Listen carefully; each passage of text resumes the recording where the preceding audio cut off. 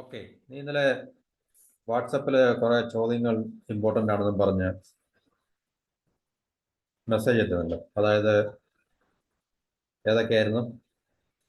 PPC curve, elasticity of demand, അത് നമ്മൾ പറഞ്ഞാണ്. Elasticity of demand, law of demand, അതും പറഞ്ഞാണ്. എന്നാലും ഇവിടെ ഒന്നുകൂടെ എക്സ്പ്ലെയിൻ ചെയ്യാം. പിന്നെ national income accounting, government budgeting, price elasticity of demand, അത് പറയാം.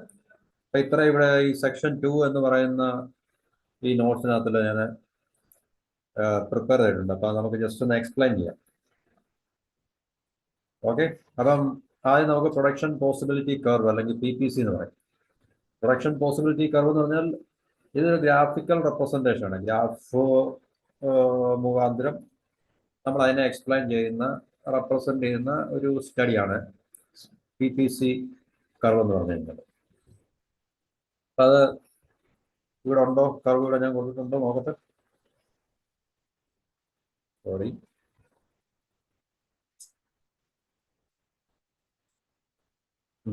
എൻ്റെ ഇവിടെ ഉണ്ട്. PPC കർവ് ഞാൻ കൊടുക്കുന്നുണ്ട്. അപ്പോൾ നമുക്കത് എന്താ നോക്കാം. പ്രൊഡക്ഷൻ പോസിബിലിറ്റി കർവ് അല്ലെങ്കിൽ PPC is a graphical representation of the maximum combinations of two goods or services. രണ്ട് സാധനങ്ങളുടെ സേവനങ്ങളുടെ, അതായത് ഒരു ബിസിനസ് എന്താണോ ഏർപ്പെട്ടിരിക്കുന്നത്, ചിലപ്പം അവർ പ്രൊഡക്ഷൻ ഓഫ് ഗുഡ്സ് ആയിരിക്കും, ചിലർ സർവീസ് കൊടുക്കുന്ന ബിസിനസ് ആയിരിക്കാം. രണ്ടായാലും ഏതൊരു ബിസിനസ്സിനെ സംബന്ധിച്ചും ആ ബിസിനസ് എപ്പോഴും പ്രൊഡക്ഷൻ പോസിബിലിറ്റി കർവ്, ഇതൊക്കെ എന്ന് പറഞ്ഞാൽ ഏറ്റവും വലിയ കമ്പനികളെയൊക്കെ സംബന്ധിച്ചായിരിക്കും ഇതൊക്കെ അവർ ഇതുപോലുള്ള പഠനങ്ങളൊക്കെ നടത്തുന്നത്. സാധാരണ ചെറിയ കമ്പനികൾ നമ്മൾ കാണുന്നു, സാധാരണ കമ്പനികളിലും ബിസിനസ്സുകളിലൊന്നും ഇങ്ങനെയുള്ള പഠനങ്ങളൊന്നും ഉണ്ടാകത്തില്ല. ഇതൊക്കെ വലിയ വലിയ കോർപ്പറേറ്റ്സിനും വലിയ വലിയ കമ്പനികളിലും ഒക്കെ ഇങ്ങനെയൊക്കെയുള്ള പഠനങ്ങൾ ഉണ്ടെങ്കിൽ അവർ ചെയ്യത്തുള്ളൂ. പക്ഷേ ഈ വ്യത്യസ്തമായിട്ടുള്ള രണ്ട് സാധനങ്ങൾ ഉൽപ്പാദിപ്പിച്ച്, രണ്ടോ അതിൽ കൂടുതലോ സാധനങ്ങൾ ഉൽപ്പാദിപ്പിച്ച് വിതരണം ചെയ്യുന്ന കമ്പനികൾ, അല്ലെങ്കിൽ വ്യത്യസ്തമായിട്ടുള്ള സേവനങ്ങൾ നൽകുന്ന ഒരു കമ്പനി, അപ്പം അവർക്ക് പ്രൊഡ്യൂസ് ചെയ്യാൻ കഴിയുന്ന തരം എക്കോണമി ക്യാൻ പ്രൊഡ്യൂസ്. എക്കോണമി എന്നുള്ളത് ഇവിടെ സമ്പദ് വ്യവസ്ഥയെ കുറിച്ചാണ്. അവിടെ ബിസിനസ് എന്ന് ഉപയോഗിച്ചാലും മതി. ഒരു ബിസിനസ്സാണ് ഈ പഠനം നടത്തുന്നതെങ്കിൽ graphical representation of the maximum combinations of two goods or services that a company can produce. ഒരു കമ്പനിക്ക് ഒരു ബിസിനസ്സിന് പ്രൊഡ്യൂസ് ചെയ്യാൻ കഴിയുന്ന ഏറ്റവും maximum combination of two goods using its available resources. അതിന് ലഭ്യമായിട്ടുള്ള വിഭവങ്ങൾ ഉപയോഗിച്ചുകൊണ്ട് പരമാവധി അതിന് പ്രൊഡ്യൂസ് ചെയ്യാൻ കഴിയുന്ന സാധനങ്ങളുടെ, രണ്ട് സാധനങ്ങളുടെ കോമ്പിനേഷനാണ് maximum combination of two goods. ഇപ്പോൾ ഒരു കമ്പനി A എന്ന് പറഞ്ഞൊരു പ്രോഡക്റ്റും B എന്ന് പറഞ്ഞൊരു പ്രോഡക്റ്റും ഉൽപ്പാദിപ്പിക്കുന്നുണ്ട്. അപ്പോൾ A എന്ന് പറയുന്ന പ്രോഡക്റ്റ് ഒരു മാസം A എന്ന് പറയുന്ന പ്രോഡക്റ്റ് എത്ര ഉൽപ്പാദിപ്പിക്കണം, B എന്ന് പറയുന്ന പ്രോഡക്റ്റ് എത്ര ഉൽപ്പാദിപ്പിക്കണം. പക്ഷെ അവരുടെ അവർക്ക് അവൈലബിൾ ആയിട്ടുള്ള റിസോഴ്സസ്, ഇതിനുള്ള വിഭവങ്ങൾ പരിമിതമായിരിക്കും. അപ്പോൾ ഈ പരിമിതമായിട്ടുള്ള വിഭവങ്ങൾ ഉപയോഗിച്ചുകൊണ്ട്, ഞാൻ നേരത്തെ പറഞ്ഞു റിസോഴ്സ് പറഞ്ഞു കഴിഞ്ഞാൽ എന്തൊക്കെയാണ്? റോ മെറ്റീരിയൽസ് ആകാം, ലേബർ റിസോഴ്സ് ആകാം, മണി, ഫിനാൻഷ്യൽ റിസോഴ്സ് ആകാം, പിന്നെ അവർക്ക് ഉള്ള ടെക്നിക്കൽ നോളജ് ആകാം. അതുപോലെ ഉള്ള റിസോഴ്സുകൾ അവർക്ക് കൈവശമുള്ള, അല്ലെങ്കിൽ അവർക്ക് കൈവശപ്പെടുത്താൻ കഴിഞ്ഞിട്ടുള്ള അവരുടെ കഴിവിനനുസരിച്ചുള്ള വിഭവങ്ങൾ ഉപയോഗിച്ചുകൊണ്ട് പരമാവധി അവർക്ക് പ്രൊഡ്യൂസ് ചെയ്യാൻ കഴിയുന്ന രണ്ട് combination of maximum two goods ആണ്. അപ്പോൾ അതാണ് പ്രൊഡക്ഷൻ പോസിബിലിറ്റിയാണ്, അതിൻ്റെ സാധ്യതയാണ്. ഒരു സാധനം അല്ലെങ്കിൽ ഈ രണ്ട് പ്രോഡക്റ്റ് നമ്മൾ എത്രത്തോളം ഉൽപ്പാദിപ്പിക്കാൻ സാധിക്കും എന്നുള്ളതാണ്. A എന്ന് പറയുന്ന പ്രോഡക്റ്റ് നമ്മൾ ഇത്ര ഉൽപ്പാദിപ്പിച്ചു കഴിഞ്ഞാൽ നമുക്ക് ഇത്ര ലാഭം, B ഇത്ര ഉൽപ്പാദിപ്പിച്ചു കഴിഞ്ഞാൽ ഇത്ര ലാഭം. അല്ലെങ്കിൽ എയുടെ പ്രൊഡക്ഷൻ കൂട്ടിക്കൊണ്ട് ബിയുടെ പ്രൊഡക്ഷൻ കുറയ്ക്കണോ, അല്ലെങ്കിൽ എയുടെ പ്രൊഡക്ഷൻ കുറച്ചുകൊണ്ട് ബിയുടെ പ്രൊഡക്ഷൻ കൂട്ടണോ, ഇങ്ങനെയുള്ള തീരുമാനങ്ങൾ എടുക്കുന്നതിന് വേണ്ടി ഉള്ളൊരു ഇക്കണോമിക് സ്റ്റഡിയാണ് പ്രൊഡക്ഷൻ പോസിബിലിറ്റി കർവിൽ കൂടെ നമുക്ക് മനസ്സിലാക്കാൻ പറ്റും. അപ്പോൾ അതൊരു ഗ്രാഫിക്കൽ റെപ്രസെൻറ്റേഷൻ ആണ്. വായിച്ച് മനസ്സിലാക്കുക. Production possibility curve is A graphical representation of the maximum combinations of two goods or services. ഒന്നീ സാധനങ്ങളുടെയോ സേവനങ്ങളുടെയോ, രണ്ട് സാധനങ്ങളുടെ സേവനങ്ങളുടെ മാക്സിമം കോമ്പിനേഷൻ ആണ് പ്രോഡക്റ്റ് ബി, അല്ലെങ്കിൽ service A service B, that an economy can produce. Economy എന്നുള്ളത് ബിസിനസ് എന്ന് ഇവിടെ ആക്കിയാലും മതി, ഒരു ബിസിനസിനെ സംബന്ധിച്ചാകുമ്പോൾ. യൂസിങ് ഇറ്റ്സ് അവൈലബിൾ റിസോഴ്സസ്, ലഭ്യമായിട്ടുള്ള വിഭവങ്ങൾ ഉപയോഗിച്ചുകൊണ്ട്. അതുപോലെ തന്നെ ടെക്നോളജി, അതിന് ലഭ്യമായിട്ടുള്ള ടെക്നോളജി. ഇപ്പം എല്ലാവർക്കും എല്ലാ ടെക്നോളജിയും ലഭ്യമായിരിക്കത്തില്ല. പല കമ്പനികൾക്കും പല ബിസിനസ്സുകാർക്കും പലതരത്തിലുള്ള ടെക്നോളജി ആയിരിക്കും അവർക്ക് കൈവശമുള്ളത്.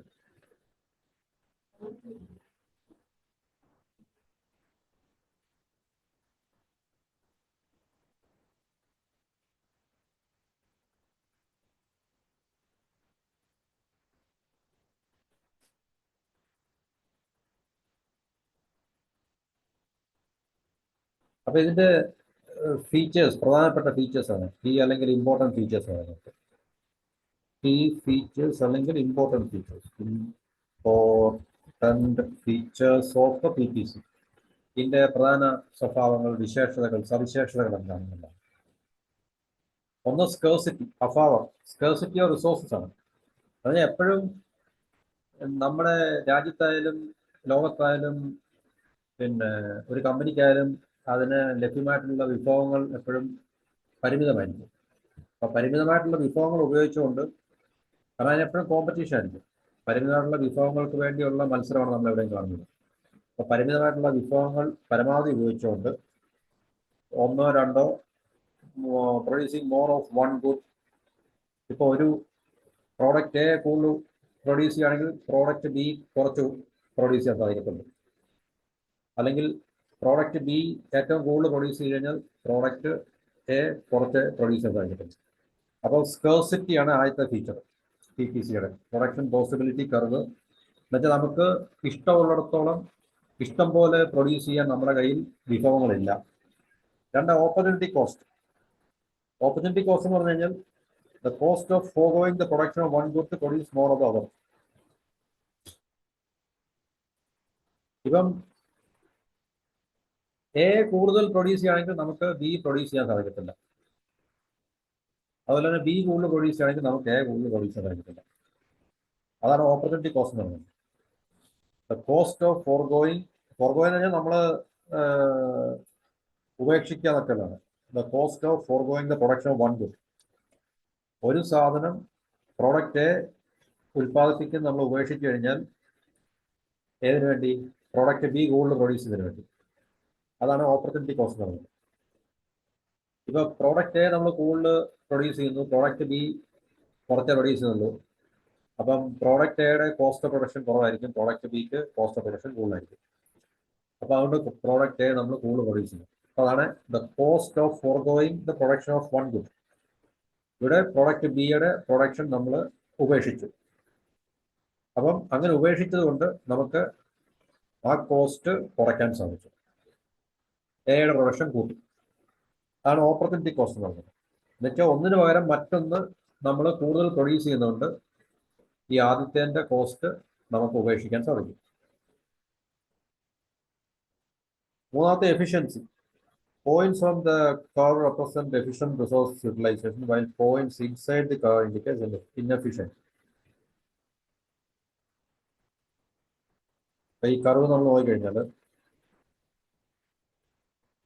ഈ പറഞ്ഞ ചുമല ഇൻഡുമാർക്ക്, ഈ കർവിനകത്ത് കാണിച്ചിരിക്കുന്ന ഇൻഡുമാർക്ക് ഇൻഎഫിഷ്യന്റ് പോയിന്റ് ആണ്. കാരണം ഇപ്പൊ ഇവിടെ എവിടെയെങ്കിലും പ്രൊഡക്ഷൻ നടക്കുകയാണെങ്കിൽ ക്ലോത്തിങ്, ഫുഡ് എന്നുള്ള രണ്ട് അവിടെ ഉദാഹരണം പറഞ്ഞത്. ഇത് ആ കമ്പനി ക്ലോത്ത് പ്രൊഡ്യൂസ് ചെയ്യുന്നു, ഫുഡും പ്രൊഡ്യൂസ് ചെയ്യുന്നു. അപ്പോൾ ഈ ഫുഡ് 100 യൂണിറ്റ്, ക്ലോത്ത് 50 യൂണിറ്റ്. അപ്പൊ ഇതിന് താഴെ ഈ ക്ലോത്ത് 50 യൂണിറ്റിന് താഴെ പ്രൊഡ്യൂസ് ചെയ്യുകയും ഫുഡ് 100 യൂണിറ്റിന് താഴെ പ്രൊഡ്യൂസ് ചെയ്യുകയും ചെയ്യുകയാണെങ്കിൽ ഈ ഏരിയയിൽ ആ കമ്പനിക്ക് മൊത്തം ഫലപ്രദമായിട്ടുള്ള ഉൽപാദനം നടത്താൻ കഴിയത്തില്ല. അപ്പം ക്ലോത്തിങ് 100-ന് മേളിൽ പോവുകയും ഫുഡ് 100-ന് മേളിൽ പോവുകയും ക്ലോത്തിങ് 50-ന് മേളിൽ പോവുകയും ചെയ്താലാണ് ഇതിന്റെ എഫിഷ്യൻസി, കമ്പനിക്ക് ഫലപ്രദമായിട്ട് വർക്ക് ചെയ്യാൻ സാധിക്കുന്നതാണ്. ഇവിടെ നോക്കിക്കഴിഞ്ഞാൽ പ്രൊഡക്ഷൻ പോസിബിലിറ്റി കർവ്, ഇതാണ് പ്രൊഡക്ഷൻ പോസിബിലിറ്റി കർവ്. ഈ പച്ച മാർക്കുകളുള്ളതാണ്. ഈ ചുവന്ന പോയിന്റ് ഇൻഎഫിഷ്യന്റ് പോയിന്റ് ആണ്. ഇതിനുള്ളിൽ എവിടെ പ്രൊഡക്ഷൻ, ഈ കോമ്പിനേഷൻ, ഇപ്പം ക്ലോത്തിങ് 30, ഇവിടെ 30, ഇത് 60, അല്ലെങ്കിൽ ക്ലോത്തിങ് 40, ഇത് 80. അപ്പൊ ഈ ഏരിയയിൽ എവിടെ ഈ രണ്ടിന്റെയും കോമ്പിനേഷൻ ഉൽപാദനം നടക്കുകയാണെങ്കിൽ കമ്പനിക്ക് മെച്ചപ്പെട്ട പ്രവർത്തനം കാഴ്ചവെക്കാൻ സാധിക്കത്തില്ല. ഇതെന്ന് പറഞ്ഞാൽ നീല എന്ന് പറഞ്ഞാൽ അൺഅറ്റൈനബിൾ പോയിന്റ് ആണ് ഇവിടെ കാണുന്നത്. കാരണം ഇതൊരിക്കലും അതിന് എത്തിച്ചേരാനും പറ്റത്തില്ല ഈ പോയിന്റിൽ. ഈ മാർക്കാണ് ഓറഞ്ച് മാർക്ക് ഇവിടെ കാണുന്നത്. ഇതാണ് എഫിഷ്യന്റ് ആയിട്ടുള്ള പോയിന്റ് എന്ന് പറയുന്നത്. എന്നുവെച്ചാൽ 60 ഫുഡും 20 ക്ലോത്തിങ്. 60 ഫുഡും 20 ക്ലോത്തിങ്. എഫിഷ്യന്റ് പോയിന്റ് എന്ന് പറഞ്ഞ ഇതാണ്. ഇത് ഇൻഎഫിഷ്യന്റ് പോയിന്റ് ആണ്. അപ്പൊ ഈ പോയിന്റിന് 60 ഫുഡും 20 പിന്നെ ക്ലോത്തിങ്ങും. അപ്പൊ ഇത് മുതൽ മേപ്പോട്ട് അവർക്ക് വേണമെങ്കിൽ എഫിഷ്യന്റ് ആയിട്ടുള്ള ഓപ്പറേഷൻ ആണെന്ന് പറയാൻ പറ്റും. അപ്പൊ ഇങ്ങനെയുള്ള പ്രവർത്തന രീതികളെ മനസ്സിലാക്കുന്നതിന് വേണ്ടിയാണ് നമ്മൾ പ്രൊഡക്ഷൻ എന്താ പറയുക പോസിബിലിറ്റി കർവ് ഉപയോഗിച്ച് നമുക്ക് അതിനെ മനസ്സിലാക്കാൻ സാധിക്കുന്നു. അപ്പം എഫിഷ്യൻസി ഉണ്ട്. Points on the curve represent efficient resource utilisation, while points inside the curve indicate inefficiency. അപ്പൊ ഇവിടെ നമുക്ക് കമ്പനി ഈ ഒരു പോയിന്റ് എത്തുമ്പോൾ അവർക്ക് ബെറ്റർ ആയിട്ട് അവരുടെ ടെക്നോളജിയും റിസോഴ്സ് എല്ലാം ഉപയോഗിക്കാൻ സാധിക്കും. ഇതിന് താഴെയാണെങ്കിൽ അതിന്റെ രണ്ടിന്റെ ഉപയോഗം വളരെ മോശപ്പെട്ട രീതിയിലായി കമ്പനിക്ക് അത് നഷ്ടം ഉണ്ടാക്കി കൊടുക്കുന്നുണ്ടാണ് ഇത് പറയുന്നത്. പിന്നെ economic growth. Outward shifts of the PPC indicate growth due to increase resources for better technology. അത് ഇപ്പോൾ തൽക്കാലം അതിന്റെ എക്സ്പ്ലനേഷൻ മനസ്സിലാക്കാൻ പ്രയാസമായിരിക്കും. അപ്പൊ ഇത്രയും പ്രധാനമായിട്ട് മനസ്സിലാക്കുക. അതിന്റെ ഫീച്ചേഴ്സ് ചോദിക്കുകയാണെങ്കിൽ സ്കേഴ്സിറ്റി, ഓപ്പർച്യൂണിറ്റി കോസ്റ്റ്, എഫിഷ്യൻസി എന്ന് മാത്രം എഴുതുക, 3 എഴുതുക. പിന്നെ അതിന്റെ എക്സാമ്പിൾ ആണ് പറയുന്നത് നമ്മളിവിടെ പറഞ്ഞിരിക്കുന്ന if all resources R use of food. എല്ലാ വിഭവങ്ങളും ഫുഡ് ഐറ്റം ഉണ്ടാക്കാൻ വേണ്ടി ഉപയോഗിക്കുകയാണെങ്കിൽ 100 യൂണിറ്റ് ഫുഡ് ഐറ്റം ഉണ്ടാക്കാൻ ക്ലോത്തിങ് നമുക്കൊന്നും ഉണ്ടാക്കാൻ പറ്റത്തില്ല. എന്നുവെച്ചാൽ കമ്പനിയുടെ ലഭ്യമായിട്ടുള്ള വിഭവങ്ങൾ എല്ലാം ഉപയോഗിച്ച് 100 യൂണിറ്റ് ഫുഡ് ഉണ്ടാക്കുകയാണെങ്കിൽ 100 യൂണിറ്റ് ഫുഡ് ഉണ്ടാക്കുകയാണെങ്കിൽ അതിന് 0 യൂണിറ്റ് ക്ലോത്തിങ് ഉണ്ടാക്കാൻ പറ്റും. അതായത് 100 യൂണിറ്റ് ഫുഡ് ഉണ്ടാക്കാൻ തീരുമാനിച്ച എല്ലാ വിഭവങ്ങളും ഉപയോഗിക്കുകയാണെങ്കിൽ അതിന് തുണിയുടെ ഒരു പ്രോഡക്റ്റ് ഉണ്ടാക്കാൻ പറ്റത്തില്ല. 50 യൂണിറ്റ് ക്ലോത്തിങ് ഉപയോഗിക്കാൻ 50 യൂണിറ്റ് തുണി പ്രൊഡ്യൂസ് ചെയ്യാൻ തീരുമാനിച്ചാൽ ഫുഡ് 0 ആയിട്ട് പരിമിതപ്പെടുത്തേണ്ടി വരും. അപ്പൊ ഇത് കോമ്പിനേഷനാണ്. ആ കമ്പനിയുടെ കയ്യിലുള്ള റിസോഴ്സിനെ എങ്ങനെ ഉപയോഗിക്കാം. 50 യൂണിറ്റ് ക്ലോത്തിങ് അല്ലെങ്കിൽ തുണിത്തരങ്ങൾ അത് പ്രൊഡ്യൂസ് ചെയ്യാൻ തീരുമാനിച്ചാൽ അതിന് ഫുഡ് ഐറ്റംസ് ഒന്നും പ്രൊഡ്യൂസ് ചെയ്യാൻ പറ്റത്തില്ല. 100 ഫുഡ് ഐറ്റംസ് പ്രൊഡ്യൂസ് ചെയ്യാൻ തീരുമാനിച്ചു കഴിഞ്ഞാൽ ക്ലോത്തിങ് ഐറ്റംസ് ഒന്നും പ്രൊഡ്യൂസ് ചെയ്യാൻ പറ്റത്തില്ല. ഇനി റിസോഴ്സ് 2 മേഖലയിലൂടെ ഷെയർ ചെയ്ത് കഴിഞ്ഞാൽ combinations like 70 unit 70 unit food produce ചെയ്ത് കഴിഞ്ഞാൽ 20 യൂണിറ്റ് ക്ലോത്ത് പ്രൊഡ്യൂസ് ചെയ്യാനുള്ള വിഭവങ്ങൾ അതിൻ്റെ കൈവശം ഉണ്ടായിരിക്കും എന്നാണ് ഈ ഉദാഹരണം നമ്മളെ പഠിപ്പിക്കുന്നത്. അപ്പൊ ഇങ്ങനെയുള്ള ഡിസിഷൻസ്, തീരുമാനങ്ങൾ എടുക്കുന്നതിന് വേണ്ടി അല്ലെങ്കിൽ എന്ത് നമുക്ക് പ്രൊഡ്യൂസ് ചെയ്യാൻ കഴിയും, മാക്സിമം എത്ര പ്രൊഡ്യൂസ് ചെയ്യാൻ കഴിയും, ഒരു ബിസിനസ് 2 തരം പിന്നെ ഉൽപ്പന്നങ്ങൾ ഉൽപ്പാദിപ്പിക്കുന്നുണ്ടെങ്കിൽ അതിന്റെ കൈവശമുള്ള വിഭവങ്ങളെ ഈ 2 പ്രോഡക്ട്സിന്റെയും ഉൽപാദനം എത്രത്തോളം അവർക്ക് നേടിയെടുക്കാൻ സാധിക്കും. ഇപ്പൊ 100 ഫുഡ് പ്രൊഡ്യൂസ് ചെയ്യുമ്പോൾ 0 ക്ലോത്തിങ് മാത്രമേ പറ്റത്തുള്ളൂ. അതായത് ഒന്നും തന്നെ ക്ലോത്ത് മാനുഫാക്ചർ ചെയ്യാൻ പറ്റത്തില്ല. 50 ക്ലോത്ത് മാനുഫാക്ചർ ചെയ്യുകയാണെങ്കിൽ അവർക്ക് ഫുഡ് ഐറ്റംസ് ഒന്നും തന്നെ പ്രൊഡ്യൂസ് ചെയ്യാൻ പറ്റത്തില്ല. ഇനി 70 യൂണിറ്റ് ഫുഡ് പ്രൊഡ്യൂസ് ചെയ്യുകയാണെങ്കിൽ 20 യൂണിറ്റ് അവർക്ക് ക്ലോത്തിങ് പ്രൊഡ്യൂസ് ചെയ്യാൻ സാധിക്കും. അപ്പൊ ഈ പ്രൊഡക്ഷൻ പോസിബിലിറ്റി കർവ് ഇത് വരച്ച് മനസ്സിലാക്കുക. പരീക്ഷയ്ക്ക് ചോദിക്കുകയാണെങ്കിൽ ഈ ഗ്രാഫ് വരച്ചു കഴിഞ്ഞാൽ നമുക്ക് മാർക്ക് കിട്ടും. കറക്റ്റ് ആയിരിക്കണം. ഈ ഉദാഹരണം കൂടെ ക്ലോത്തിങ്ങിന്റെയും ഫുഡിന്റെയും ഉദാഹരണം മനസ്സിൽ വെച്ചുകൊണ്ട് ഈ ഗ്രാഫ് വരച്ച് ജസ്റ്റ് ഒന്ന് റെപ്രസെന്റ് ചെയ്യുക. അപ്പൊ ഇതാണ് പ്രൊഡക്ഷൻ പോസിബിലിറ്റി കർവ് എന്ന് പറയുന്നത്. അതായത് 2 പ്രോഡക്ട്സിന്റെ അല്ലെങ്കിൽ സർവീസിന്റെ മാക്സിമം കോമ്പിനേഷൻ നമുക്ക് ഉദാഹരണത്തിന് ഇപ്പൊ 100 യൂണിറ്റ് ഫുഡ് ഉൽപ്പാദിപ്പിക്കുകയാണെങ്കിൽ തുണിത്തരങ്ങളൊന്നും ഉൽപ്പാദിപ്പിക്കാൻ പറ്റത്തില്ല. അപ്പം 100 0 അതാണ് കോമ്പിനേഷൻ. 50 യൂണിറ്റിന്റെ ക്ലോത്തിങ് ആണെങ്കിൽ 0 യൂണിറ്റ് ക്ലോത്ത്, സോറി 50 യൂണിറ്റിന്റെ ഫുഡ് ആണെങ്കിൽ 0 യൂണിറ്റിന്റെ ഫുഡ്, 50 0. ഇനി 70 യൂണിറ്റ് ഫുഡ് ആണെങ്കിൽ 20 യൂണിറ്റ് ക്ലോത്തിങ്, 70 20. ഇതാണ് കോമ്പിനേഷൻ. അപ്പൊ ഇങ്ങനെയുള്ള കോമ്പിനേഷനെ കുറിച്ച് അത് ഒന്നിൽ കൂടുതൽ ഉൽപ്പന്നങ്ങൾ അല്ലെങ്കിൽ സേവനങ്ങൾ ഉൽപ്പാദിപ്പിക്കുന്ന ബിസിനസ്സിനാണ് ഈ പ്രൊഡക്ഷൻ പോസിബിലിറ്റി കർവിന്റെ ആവശ്യം വരുന്നത്. അവരുടെ റിസോഴ്സസ് എങ്ങനെ വളരെ ഫലപ്രദമായി ഉപയോഗിക്കാൻ സാധിക്കും എന്നുള്ളതിനെ കുറിച്ചാണ് ഈ പറഞ്ഞ പ്രൊഡക്ഷൻ പോസിബിലിറ്റി കർവ് നമ്മളെ പഠിപ്പിക്കുന്നത്. അടുത്ത ഇലാസ്റ്റിസിറ്റി ഓഫ് ഡിമാൻഡ്, ഇത് നമ്മൾ നേരത്തെ പഠിച്ചാണ്. ഇലാസ്റ്റിസിറ്റി എന്ന് പറഞ്ഞാൽ കോൺട്രാക്ഷൻ ഓർ എക്സ്പാൻഷൻ നമ്മൾ പറഞ്ഞു അല്ലേ? Contraction or expansion.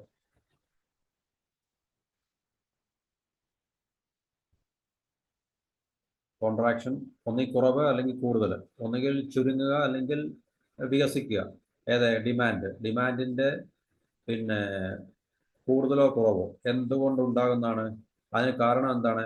ഒന്നുകിൽ പ്രൈസിലുള്ള വ്യത്യാസം, changes in price, changes in income, or changes in the price of related goods. ഇപ്പോൾ ഉദാഹരണത്തിന് റിലേറ്റഡ് ഗുഡ്സ് എന്ന് പറഞ്ഞു കഴിഞ്ഞാൽ നമുക്ക് പറയാൻ പറ്റുന്നത്, ഇപ്പം പെട്രോളിന്റെ ഡീസലിന്റെ ഒക്കെ വില മാറുമ്പോൾ പലതിൻ്റെയും വില ചേഞ്ച് ആകും അല്ലേ? അപ്പോൾ അതാണ് പ്രൈസ് ഓഫ് റിലേറ്റഡ് ഗുഡ്സ് എന്ന് വേണമെങ്കിൽ നമുക്കൊരു എക്സാമ്പിൾ പറയാൻ പറ്റുന്നത്. അല്ലെങ്കിൽ പിന്നെ ഏതെങ്കിലും ഒരു റോ മെറ്റീരിയലിന്റെ പ്രൈസ് ചേഞ്ച് ആകുമ്പോൾ നമുക്ക് ഈ പറഞ്ഞ ഫിനിഷ്ഡ് ഗുഡ്സിന്റെ ഡിമാൻഡിൽ എന്തെങ്കിലും വ്യത്യാസം ഉണ്ടാകുമോ? പ്രൈസ് ഓഫ് റിലേറ്റഡ് ഗുഡ്സ് എന്ന് പറഞ്ഞു കഴിഞ്ഞാൽ അതുമായിട്ട് ബന്ധപ്പെട്ട ഏതെങ്കിലും ഈ എണ്ണയുടെ വില തന്നെയാണ് ഏറ്റവും നമുക്ക് പറയാൻ പറ്റുന്ന ഒരു ഏറ്റവും പ്രധാനപ്പെട്ട ഒരു ഉദാഹരണം. അപ്പം എലാസ്റ്റിസിറ്റി ഓഫ് ഡിമാൻഡ് എന്ന് പറഞ്ഞു കഴിഞ്ഞാൽ ഒരു സാധനത്തിൻ്റെയോ സേവനത്തിൻ്റെയോ ഡിമാൻഡ് ചേഞ്ച് ചെയ്യുന്നു എപ്പോഴൊക്കെ അതിൻ്റെ പ്രൈസിൽ വ്യത്യാസം ഉണ്ടാകും. ഇപ്പം ഇന്നലെ കഴിഞ്ഞ ദിവസം ഞാൻ ഉദാഹരണം പറഞ്ഞത് 10 രൂപയിൽ നിന്ന് അത് 11 രൂപ പ്രൈസ് ആക്കുമ്പോൾ നമുക്ക് ഇവിടെ ഞാൻ ടൈപ്പ് ചെയ്ത് കാണിക്കാം.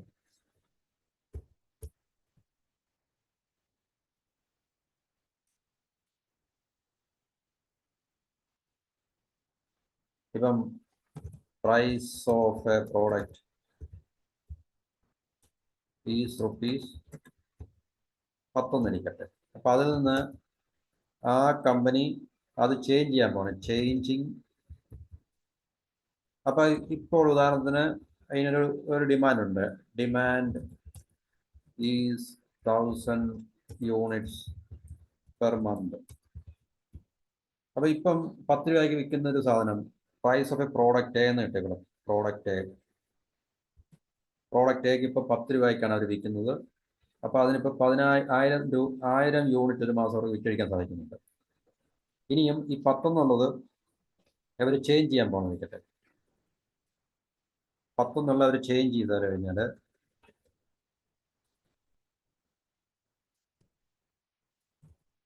Change the price to ₹11.5. അപ്പോൾ ഡിമാൻഡ് ഈസ് റെഡ്യൂസ്ഡ് ടു 9080 എന്നിരിക്കും.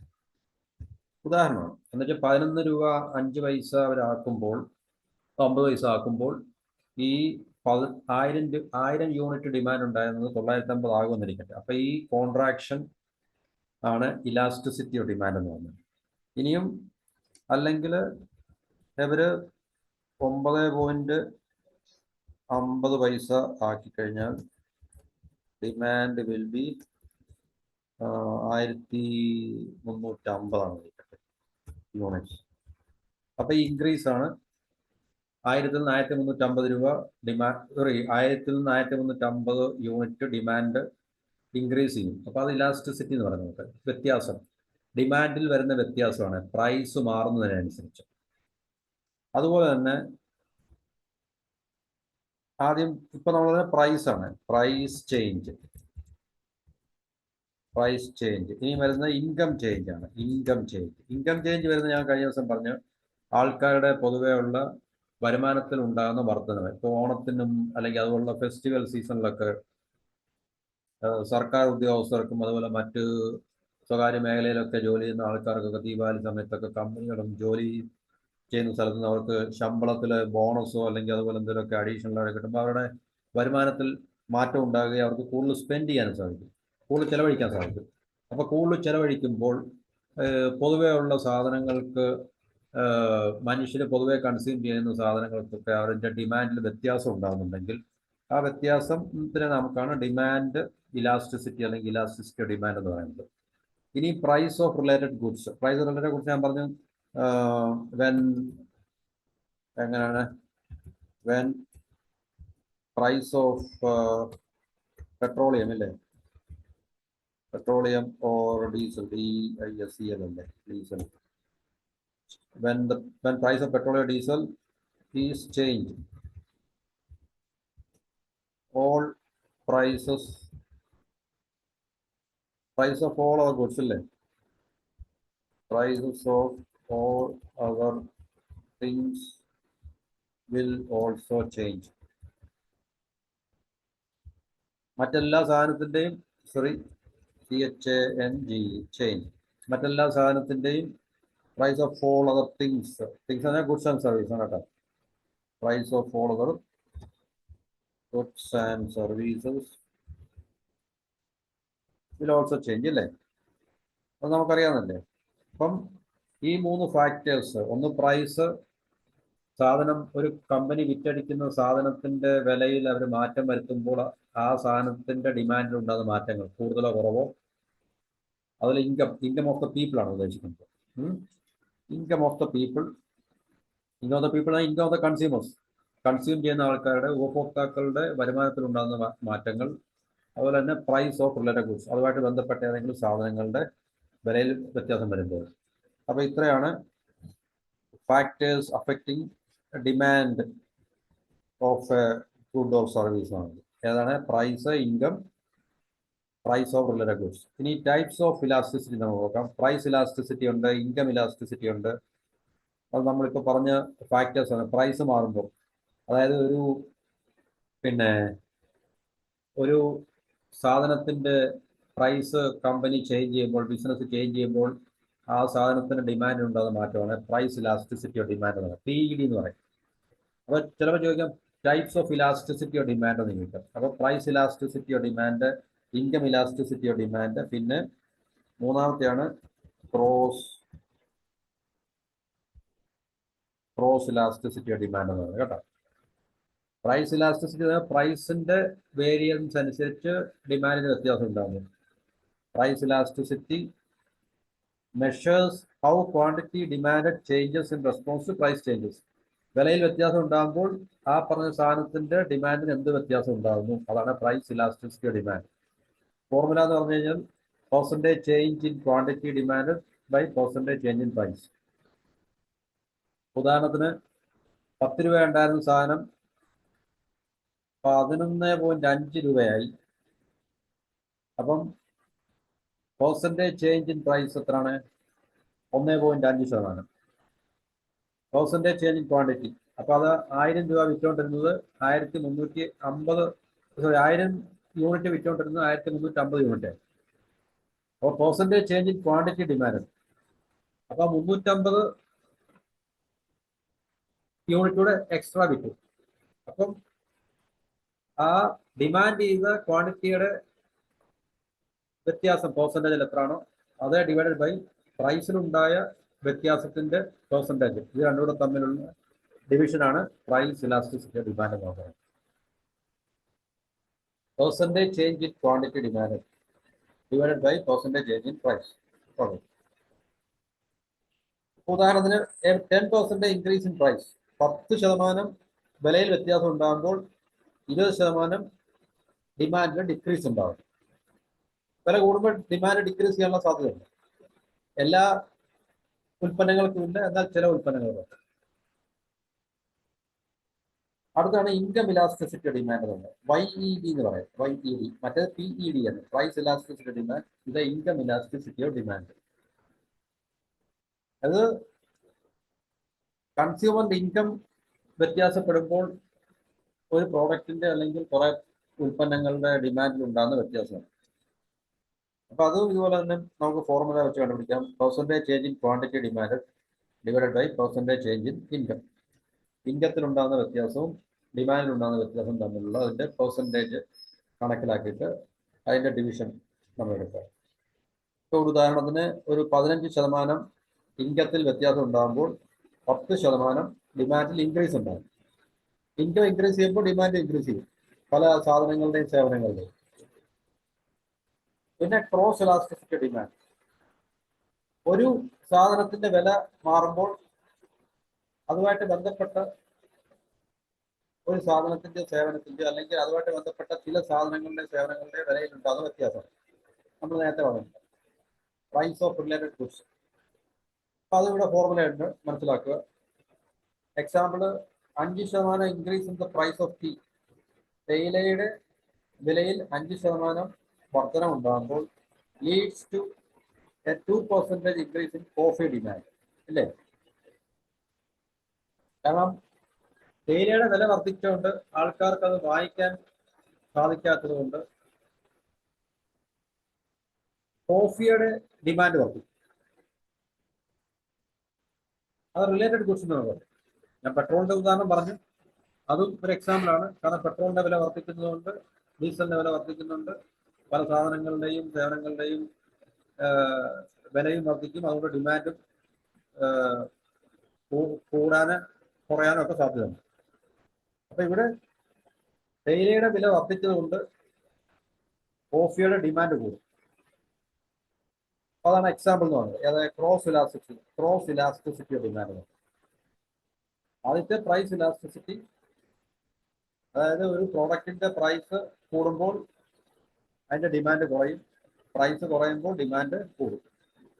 അപ്പൊ അങ്ങനെ ഡിമാൻഡ് വ്യത്യാസമുണ്ട്, കോൺട്രാക്ഷനും എക്സ്പാൻഷനും. രണ്ടാമത്തെ ഇൻകം. കൺസ്യൂമറിന്റെ ഇൻകം കൂടുമ്പോൾ ചില സാധനങ്ങളുടെ സേവനങ്ങളുടെയൊക്കെ ഡിമാൻഡ് കൂടാനും, ഇൻകം കുറയുമ്പോൾ ചില സാധനങ്ങളുടെയും സേവനങ്ങളുടെയൊക്കെ ഡിമാൻഡ് കുറയാനും സാധ്യതയുണ്ട്. പിന്നെ റിലേറ്റഡ് ഗുഡ്സിന്റെ പ്രൈസ് കൂടുമ്പോൾ അതുമായിട്ട് റിലേറ്റ് ചെയ്ത മറ്റൊരു സാധനത്തിന്റെ ഡിമാൻഡ് കൂടാൻ മറിച്ചും ആകാം. ഇനിയും ഫാക്ടേഴ്സ് അഫക്റ്റിംഗ് ഇലാസ്റ്റിസിറ്റി. ഈ ഡിമാൻഡിൽ വ്യത്യാസം ഉണ്ടാകുന്നതിനുള്ള ഘടകങ്ങൾ എന്തൊക്കെയാണ്? ഇപ്പം അവൈലബിലിറ്റി ഓഫ് സബ്സ്റ്റിറ്റ്യൂട്ട്സ്. ഒന്നിന് പകരം വെക്കാവുന്ന മറ്റൊരു സാധനം ഉണ്ടെങ്കിൽ,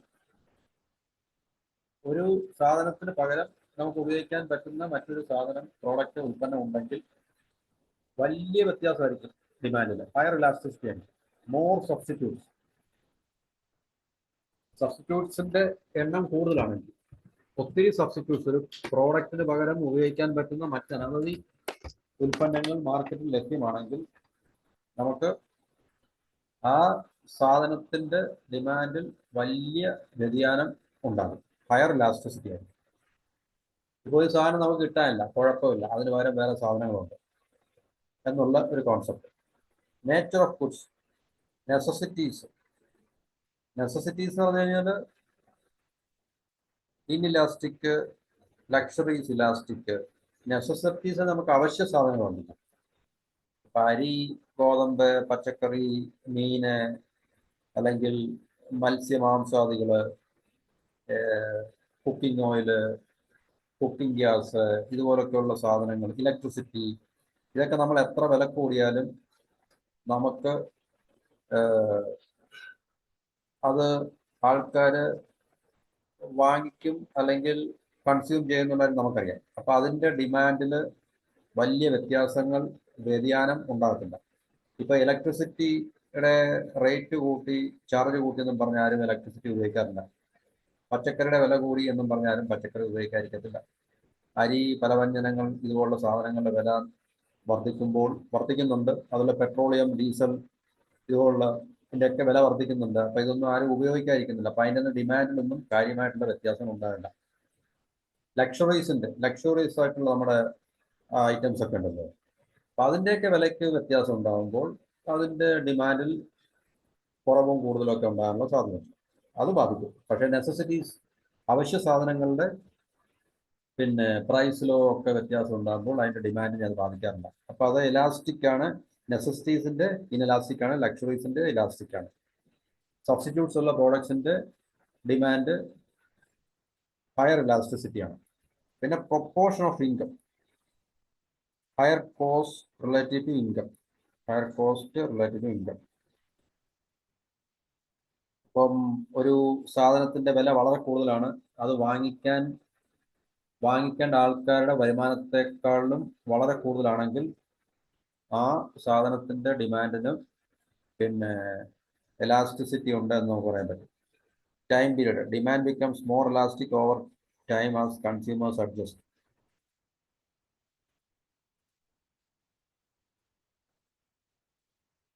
ഇപ്പം നമ്മളൊരു സാധനത്തിന്റെ വില കൂടി പെട്ടെന്ന് ആൾക്കാരൊന്നും അത് മേടിക്കത്തില്ലായിരിക്കും, പക്ഷേ കുറെ കഴിയുമ്പോഴത്തേക്ക് അവർ അതിനോട് അഡ്ജസ്റ്റ് ചെയ്യുകയും പിന്നെ ആ സാധനത്തിന്റെ ഡിമാൻഡിന് വ്യത്യാസം ഉണ്ടാകാനുള്ള സാധ്യത ഉണ്ടായിരിക്കും, ഇല്ലേ? ഇതാണ് ഫാക്ടേഴ്സ് അഫക്റ്റിംഗ് ഇലാസ്റ്റിസിറ്റി ഡിമാൻഡ് എന്ന് പറയുന്നത്. Availability of substitutes, nature of goods. Nature of goods എന്നാൽ അതിൻ്റെ പ്രകൃതം അനുസരിച്ച്.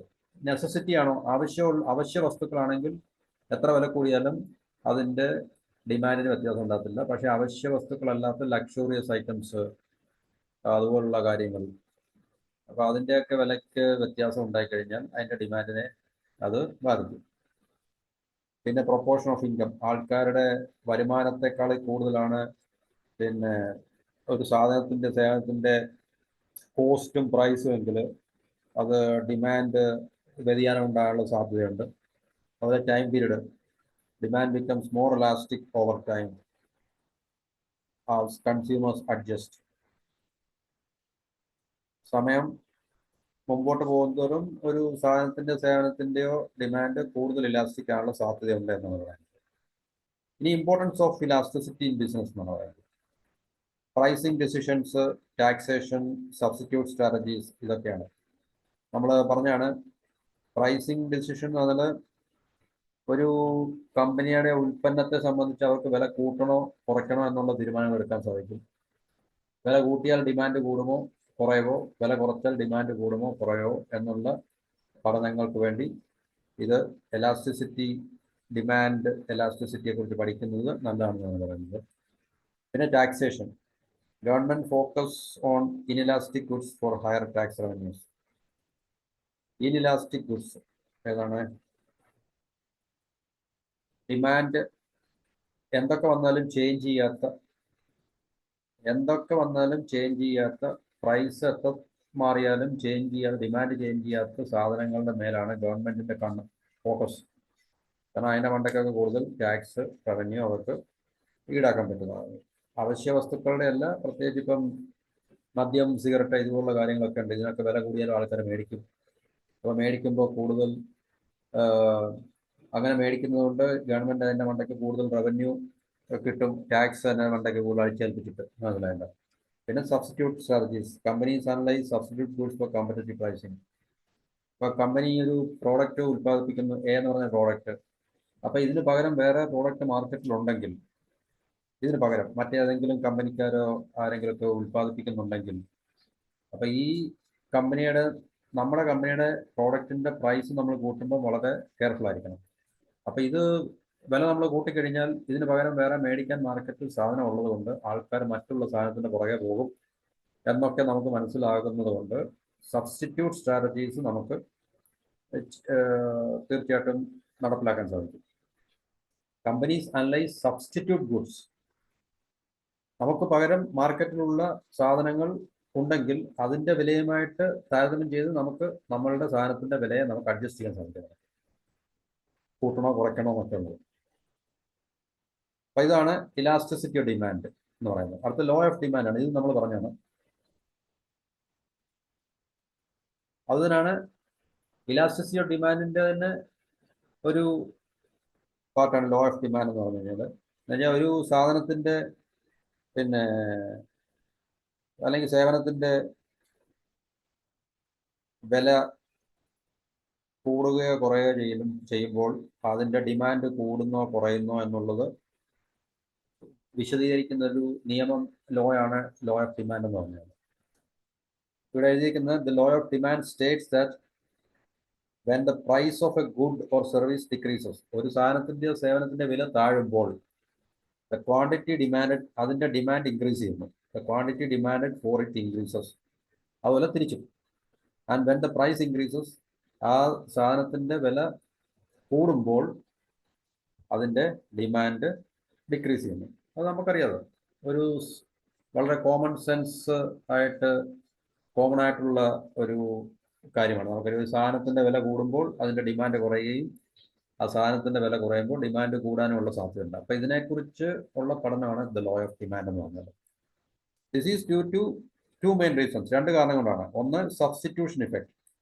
When the price of a good falls, ഒരു സാധനത്തിന്റെ വില താഴുമ്പോൾ consumers tend to buy more of it instead of it substitutes, ഇല്ലേ? അപ്പൊ മുമ്പ് നമ്മൾ പറഞ്ഞത് സബ്സ്റ്റിറ്റ്യൂട്ടിന്റെ കാര്യം നമ്മൾ പറഞ്ഞു. ഇതിന് പകരം വേറൊരു സാധനം മാർക്കറ്റിലുണ്ട്, ഇതുപോലെ ഈ സാധനമല്ല, ഇതിന് പകരമുള്ള, ഇതില്ലെങ്കിലും മറ്റൊരു സാധനം നമുക്ക് ഉപയോഗിക്കാം. അപ്പം ഇതിന്റെ നമ്മുടെ പ്രൈസ് താഴുമ്പോൾ, നമ്മുടെ സാധനത്തിന്റെ പ്രൈസ് താഴുമ്പോൾ, when the price of a good falls consumers tend to buy എന്ന് പറഞ്ഞാൽ അവർ പ്രവണത കാട്ടുന്നു, വാങ്ങിക്കാനുള്ള പ്രവണത കാട്ടുന്നു, കൂടുതൽ വാങ്ങിക്കാനുള്ള പ്രവണത കാട്ടുന്നു. നമ്മുടെ പ്രോഡക്റ്റിന് പകരമുള്ള പ്രോഡക്റ്റിനെക്കാളിലും കൂടുതൽ നമ്മളുടെ പ്രോഡക്റ്റ് വാങ്ങിക്കാനുള്ള പ്രവണത കാണിക്കുന്നു. എപ്പോൾ നമ്മൾ പ്രൈസ് കുറയ്ക്കുമ്പോൾ, നമ്മുടെ സാധനത്തിന്റെ പ്രൈസ് കുറയ്ക്കുമ്പോൾ, അല്ലെ സബ്സ്റ്റിറ്റ്യൂട്ട് ഉള്ള സാധനത്തിന്റെ പ്രൈസ് വില കുറയുമ്പോൾ. അപ്പോൾ സബ്സ്റ്റിറ്റ്യൂഷൻ എഫക്റ്റ് ആണ് ഒന്നാമത്തെ കാരണം ലോ ഓഫ് ഡിമാൻഡിന്. രണ്ടാമത്തെ കാരണം എന്താണ്? Income effect. മുമ്പേ നമ്മൾ പറഞ്ഞു തന്നെ. കാരണം ഇത് വാങ്ങിക്കുന്ന കൺസ്യൂമേഴ്സിന്റെ വരുമാനത്തിലുണ്ടാകുന്ന വ്യതിയാനങ്ങൾ തീർച്ചയായിട്ടും സാധനങ്ങളുടെയും സേവനങ്ങളുടെയും ഡിമാൻഡിനെ കൂട്ടുകയോ കുറയ്ക്കുകയോ. A lower price increases the purchasing power of consumers, allowing them to buy more of the good. അത് ശരിയാണ്. ഉദാഹരണത്തിന് 10 രൂപ ഉള്ള ഒരു സാധനം ഇപ്പോൾ ഒരു കസ്റ്റമറിന് 10 രൂപ കൊടുത്ത ഒരു സാധനം കിട്ടും. അപ്പോൾ ആ പ്രൈസ് നമ്മൾ കുറച്ച് കഴിഞ്ഞാൽ 9 ആക്കി കഴിഞ്ഞാൽ 9 രൂപ കൊടുത്ത് മേടിച്ചാൽ 50 പൈസ ആ കസ്റ്റമറിനെ സംബന്ധിച്ച് സേവ് ചെയ്യാൻ പറ്റും. അപ്പോൾ അതുപോലുള്ള ഒത്തിരി സാധനങ്ങൾ കുറേ എണ്ണം മേടിക്കുമ്പോൾ കുറേ പൈസ സേവ് ചെയ്യാൻ സാധിക്കുകയും ആ സാധനത്തിനെ കൂടുതൽ അവർക്ക് മേടിക്കാൻ സാധിക്കുകയും ചെയ്യുന്നതാണ്. എ ലോവർ പ്രൈസ്, കുറഞ്ഞ price increases the purchasing power. Purchasing power എന്ന് പറഞ്ഞാൽ അവർക്ക് ക്രയവിക്രയ ശേഷി. 10 രൂപ കൊടുക്കേണ്ടടുത്ത് 9 രൂപ കൊടുത്തു കഴിഞ്ഞാൽ 50 രൂപ നമുക്ക് സേവ് ചെയ്യാൻ പറ്റും. അങ്ങനെ നമ്മൾ നേരത്തെ 10 യൂണിറ്റ് മേടിച്ചുകൊണ്ടിരുന്നൊരു കസ്റ്റമർ 10 × 10 100 രൂപ കൊടുത്ത് 10 യൂണിറ്റ് മേടിച്ചുകൊണ്ടിരുന്നൊരു കസ്റ്റമർ ഇപ്പോൾ 9 രൂപയായപ്പോൾ എത്ര രൂപ മേടിക്കാം? 95 രൂപയ്ക്ക് 10 യൂണിറ്റ് കിട്ടും. അപ്പം 5 രൂപ ആ കസ്റ്റമറെ സേവ് ചെയ്യാൻ സാധിക്കും. അങ്ങനെ പ്രൈസ് കുറയുമ്പോൾ ക്രയവിക്രയ ശേഷി കൂടുകയും അത് കസ്റ്റമേഴ്സിന് കൂടുതൽ സാധനങ്ങളും സേവനങ്ങളും മേടിക്കാൻ പര്യാപ്തമാവുകയും ചെയ്യും. അപ്പം രണ്ട് കാരണമാണ്. ഒന്ന് സബ്സ്റ്റിറ്റ്യൂഷൻ എഫക്റ്റും ഇൻകം എഫക്റ്റും. ഏതിൻ്റെ? ലോ ഓഫ് ഡിമാൻഡിൻ്റെ. Law of demand is due to, അതായത് ഒരു സാധനത്തിൻ്റെ പ്രൈസ് കുറയുമ്പോൾ, ഒരു സാധനത്തിൻ്റെ പ്രൈസ് കൂടുമ്പോൾ അതിൻ്റെ ഡിമാൻഡ് കൂടുകയും കുറയുകയും ചെയ്യുന്നത് രണ്ട് കാരണങ്ങളുണ്ട്. ഒന്ന് സബ്സ്റ്റിറ്റ്യൂഷൻ എഫക്റ്റ്, രണ്ട് ഇൻകം എഫക്റ്റ്. സബ്സ്റ്റിറ്റ്യൂഷൻ എഫക്റ്റ് എന്ന് പറഞ്ഞാൽ ഒരു സാധനത്തിൻ്റെ വില കുറയുമ്പോൾ കൺസ്യൂമേഴ്സ് അതിൻ്റെ സബ്സ്റ്റിറ്റ്യൂട്ട് ഗുഡ്സ് മേടിക്കുന്നതിനേക്കാൾ കൂടുതൽ ഇത് മേടിക്കാൻ ആഗ്രഹിക്കുന്നു അല്ലെങ്കിൽ പ്രവണത കാണിക്കുന്നു. രണ്ട്, ഈ ലോവർ പ്രൈസ് കുറയുമ്പോൾ കൺസ്യൂമേഴ്സിൻ്റെ ക്രയവിക്രയ ശേഷി കൂടുകയും അവർക്ക് ഈ സാധനങ്ങൾ കൂടുതൽ വാങ്ങിക്കാൻ കഴിയുകയും ചെയ്യുന്നു. അതാണ് ലോ ഓഫ് ഡിമാൻഡിൻ്റെ പ്രധാനപ്പെട്ട രണ്ട് കാരണങ്ങളാണ്. അപ്പോൾ ലോ ഓഫ് ഡിമാൻഡും അതിൻ്റെ റീസൺസും ഈ രണ്ടെണ്ണമാണ്. പിന്നെ അതിൻ്റെ പ്രധാനപ്പെട്ട ചില ക്യാരക്ടറിസ്റ്റിക്സ് ആണ്. ഇൻവേഴ്സ് റിലേഷൻഷിപ്പാണ്, നേരെ തിരിച്ചുള്ളതാണ്. എന്നുവെച്ചാൽ പ്രൈസ് കുറയുമ്പോൾ ഡിമാൻഡ് കൂടുന്നു, പ്രൈസ് കൂടുമ്പോൾ ഡിമാൻഡ് കുറയുന്നു. The relationship between price and quantity demand is always inverse. Price കുറയുമ്പോൾ ഡിമാൻഡ് കൂടുന്നു, പ്രൈസ് കൂടുമ്പോൾ ഡിമാൻഡ് കുറയുന്നു. ഇൻവേഴ്സ് റിലേഷൻഷിപ്പാണ്. Other factors constant. മറ്റുള്ള ഘടകങ്ങളൊക്കെ സ്ഥിരമായിരിക്കുന്നു എന്നുള്ളൊരു സങ്കല്പത്തിലാണ്. The law applies only when factors like income, taste, preference, അതായത് കസ്റ്റമേഴ്സിൻ്റെ താല്പര്യങ്ങൾ, അവരുടെ അഭിരുചികൾ, ഇതൊന്നും മാറുന്നില്ല, അവരുടെ ഇൻകം ചേഞ്ച് ചെയ്യുന്നില്ല, പിന്നെ റിലേറ്റഡ് ഗുഡ്സ് ഇതുമായിട്ട് ബന്ധപ്പെട്ട സാധനങ്ങളുടെ വില മാറുന്നില്ല എന്നൊക്കെയുള്ളൊരു സങ്കല്പത്തിൽ ധാരണയിലാണ് അതർ ഫാക്ടേഴ്സ് റിമെയിൻ കോൺസ്റ്റന്റ് എന്നുള്ളത്. അപ്പോൾ ഇതിന് രണ്ട് റീസൺസ്, ഒന്ന്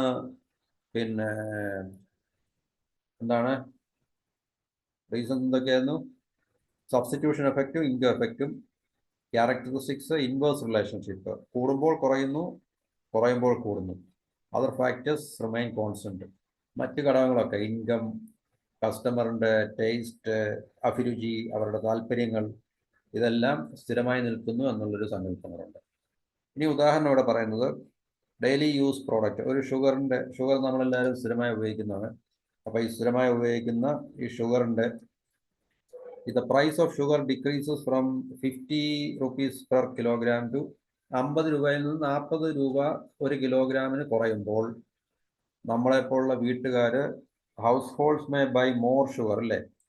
കൂടുതൽ ഷുഗർ നമ്മൾ മേടിക്കും. Perhaps stocking up to future use. ചിലപ്പം ചില ആൾക്കാരൊക്കെ വില കുറയുന്നുണ്ട് കൂടുതൽ മേടിച്ച് സ്റ്റോക്ക് ചെയ്യും. ഇനിയും ചിലപ്പോൾ വില 40 നിന്നും മുകളിലേക്ക് പോകാമെന്നുള്ളൊരു പ്രതീക്ഷയല്ല. അതുപോലെ തന്നെ പ്രൈസ് 50 നിന്ന് 60 കിലോഗ്രാമിലേക്ക് കൂടുമ്പോൾ ചിലപ്പം പല വീടുകളിലും പഞ്ചസാരയുടെ ഉപഭോഗം കുറയ്ക്കാറുണ്ട്. അപ്പം അതിന് പകരമായിട്ട് എന്തെങ്കിലും സബ്സ്റ്റിറ്റ്യൂട്ട് ഒക്കെ ഉണ്ടെങ്കിൽ ആ സബ്സ്റ്റിറ്റ്യൂട്ടിലൊക്കെ വരുമ്പോൾ ഇവിടെ ജിഗറി എന്ന് പറഞ്ഞ സാധനമാണ് സബ്സ്റ്റിറ്റ്യൂട്ട് എന്ന് പറഞ്ഞിരിക്കുന്നത്, പഞ്ചസാരയ്ക്ക് വരുന്നത്. നമ്മളതൊന്നും ഉപയോഗിക്കാറില്ലായിരിക്കും. അപ്പോൾ ഇതാണ് ലോ ഓഫ് ഡിമാൻഡ് പറയുന്നത്. പഞ്ചസാരയുടെ വില 50 നിന്ന് 40 പോകുമ്പം അത് സ്ഥിരമായി ഉപയോഗിച്ചിട്ടുണ്ടെങ്കിൽ ആൾക്കാർ ചിലപ്പോൾ കൂടുതൽ വാങ്ങിച്ച് സ്റ്റോക്ക് ചെയ്യാനും ഒക്കെ സാധ്യതയുണ്ട്. 50 നിന്ന് 60 പോകുമ്പോൾ അതിൻ്റെ കൺസംഷൻ കുറയ്ക്കുകയോ അല്ലെങ്കിൽ അതുമായിട്ട് ബന്ധപ്പെട്ട മറ്റേതെങ്കിലും സാധനങ്ങൾ ഉപയോഗിക്കാൻ പറ്റുന്നുണ്ടെങ്കിൽ അതിലേക്ക് കൺസ്യൂമേഴ്സ് അവരുടെ പ്രിഫറൻസ് മാറ്റുകയൊക്കെ ചെയ്യും. ഇതാണ് ലോ ഓഫ് ഡിമാൻഡ് എന്ന് പറയുന്നത്. ഇപ്പോൾ ഈ ഉദാഹരണം ഓർത്തിരിക്കുക. അത് ലോ ഓഫ് ഡിമാൻഡ് ചോദിക്കുകയാണെങ്കിൽ തീർച്ചയായിട്ടും അത് എഴുതാൻ പറ്റും. പിന്നെ നീ ചോദിച്ച അടുത്തത് നാഷണൽ ഇൻകം അക്കൗണ്ടിങ് ആണ്. നമ്മുടെ ദേശീയ വരുമാനം എങ്ങനെയാണ് കണക്ക് കൂട്ടുന്നത്? നാഷണൽ ഇൻകം അക്കൗണ്ടിങ് എന്ന് പറഞ്ഞു കഴിഞ്ഞാൽ is a system use to measure the economic activity of a country. ഒരു രാജ്യത്തിൻ്റെ സാമ്പത്തിക പ്രവർത്തികളെക്കുറിച്ച് അല്ലെങ്കിൽ സമ്പദ് വ്യവസ്ഥയെക്കുറിച്ചുള്ള ഒരു പഠനമാണ്. അല്ലെങ്കിൽ അതിനെക്കുറിച്ച് ഒരു മെഷർ ചെയ്യാൻ വേണ്ടി, അളക്കുവാൻ വേണ്ടിയുള്ള ഇക്കണോമിക് ആക്ടിവിറ്റി, സാമ്പത്തിക പ്രവർത്തികൾ അല്ലെങ്കിൽ ഇക്കണോമിക് ആക്ടിവിറ്റീസിനെ കുറിച്ച് ഒരു രാജ്യത്തിൻ്റെ ഒരു വർഷത്തെ, കഴിഞ്ഞ വർഷം ഇന്ത്യയുടെ മൊത്തം GDP എത്രയാണ്, ആളോഹരി വരുമാനം എത്രയാണ്, ദേശീയ വരുമാനം എത്രയാണ്, നമ്മുടെ എക്സ്പോർട്ട് എത്രയാണ്, ഇമ്പോർട്ട് എത്രയാണ്, ഇങ്ങനെയൊക്കെയുള്ള കാര്യങ്ങളെക്കുറിച്ച് മനസ്സിലാക്കുവാൻ വേണ്ടിയുള്ളതാണ് national income accounting. Specially the total value of goods and services produce within A given period. ഒരു വർഷം അല്ലെ കഴിഞ്ഞ വർഷം അല്ല ഇപ്പോൾ ഈ വർഷത്തെ ഇത്രയും നാളത്തെ 10 മാസം 6 മാസമൊക്കെ ഇന്ത്യയിൽ നമ്മൾ ഉൽപ്പാദിപ്പിച്ച സാധനങ്ങളുടെയും സേവനങ്ങളുടെയും ആകെത്തുക എത്രയാണ് എന്ന് മനസ്സിലാക്കാൻ വേണ്ടി. അപ്പം ഇത് നമ്മുടെ സമ്പദ് വ്യവസ്ഥയുടെ പ്രകടനത്തെക്കുറിച്ച്, പെർഫോമൻസിനെ കുറിച്ച് നമുക്ക് മനസ്സിലാക്കാൻ ഒരു പ്രോഗ്രസ് റിപ്പോർട്ട് അല്ലെങ്കിൽ പ്രോഗ്രസ് കാർഡ് എന്നുള്ളതാണ്. അതിനെക്കുറിച്ച് മനസ്സിലാക്കാനുള്ള ഒരു സ്റ്റാറ്റിസ്റ്റിക്കൽ ഫ്രെയിംവർക്കാണ്. സ്റ്റാറ്റിസ്റ്റിക്സ് ആണ് അത് ഉപയോഗിക്കുന്നതെന്ന് പറഞ്ഞത്. അപ്പോൾ ഇത് നാഷണൽ ഇൻകം അക്കൗണ്ടിങ് എന്ന് പറഞ്ഞാൽ ഒരു രാജ്യത്തിൻ്റെ സാമ്പത്തിക പ്രകടനത്തെക്കുറിച്ച്, ഇക്കണോമിക് പെർഫോമൻസിനെ കുറിച്ച് മെഷർ ചെയ്യാൻ വേണ്ടി ഉപയോഗിക്കുന്ന ഒരു സിസ്റ്റമാണ്. It's a system use to measure the economic activity അല്ലെങ്കിൽ economic performance of a country, specifically the total value of goods and services produce. ആകെ മൊത്തം ടോട്ടൽ സാധനങ്ങളുടെയും സേവനങ്ങളുടെയും അറിയാൻ വേണ്ടി ഒരു വർഷം ഉൽപ്പാദിപ്പിച്ച അല്ലെങ്കിൽ ഒരു പ്രത്യേക കാലയളവിലെ 6 മാസത്തെ അല്ലെങ്കിൽ 3 മാസത്തെ അല്ലെങ്കിൽ കഴിഞ്ഞ 1 മാസത്തെ ഇന്ത്യയുടെ അല്ലെങ്കിൽ ഏത് രാജ്യമാണ് ആ രാജ്യത്ത് ഉൽപ്പാദിപ്പിക്കപ്പെട്ട സാധനങ്ങളുടെയും സേവനങ്ങളുടെയും ആകെ തുക അറിയാൻ വേണ്ടി ഉപയോഗിക്കുന്ന ഒരു സ്റ്റാറ്റിസ്റ്റിക്കൽ റിപ്പോർട്ടാണ്, പ്രോഗ്രസ് കാർഡാണ് നാഷണൽ ഇൻകം അക്കൗണ്ടിങ് എന്ന് പറയുന്നത്. അപ്പം അതിൻ്റെ ചില കീ ഇമ്പോർട്ടൻറ്റ് കോൺസെപ്റ്റ്സ് ആണ് ഗ്രോസ് ഡൊമസ്റ്റിക് പ്രോഡക്റ്റ്, GDP. അത് മുമ്പേ നമ്മൾ പറഞ്ഞാണ്.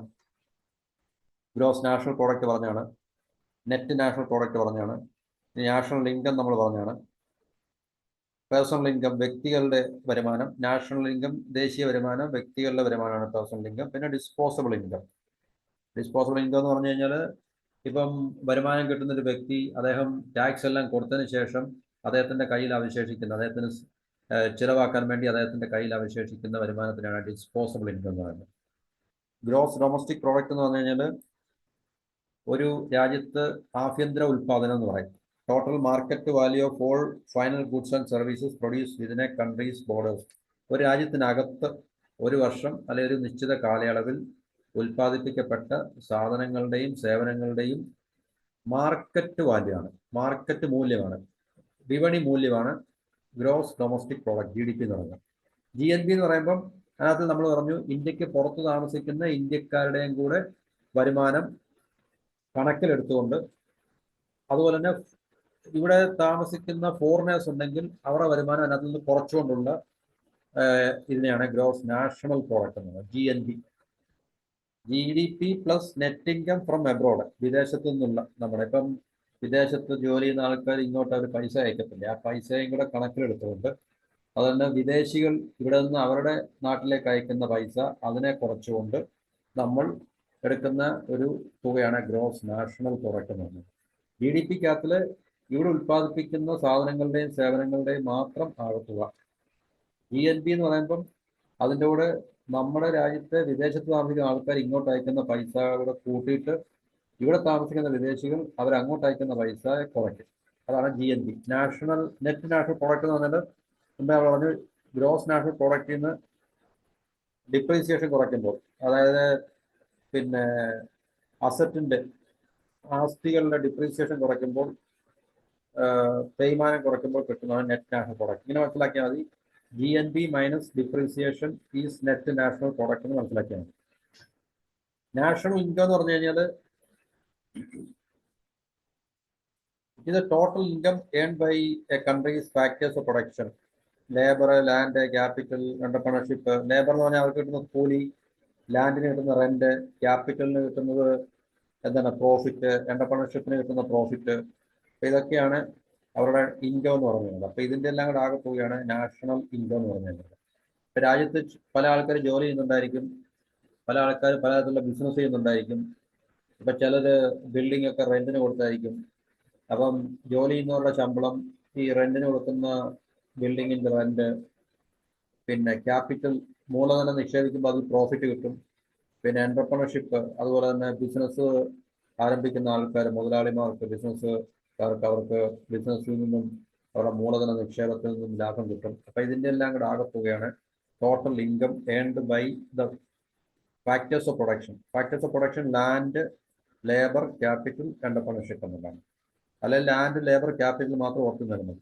അപ്പം ഇതിൻ്റെ ടോട്ടൽ ഇൻകമാണ് നാഷണൽ ഇൻകം എന്ന് പറയുന്നത്.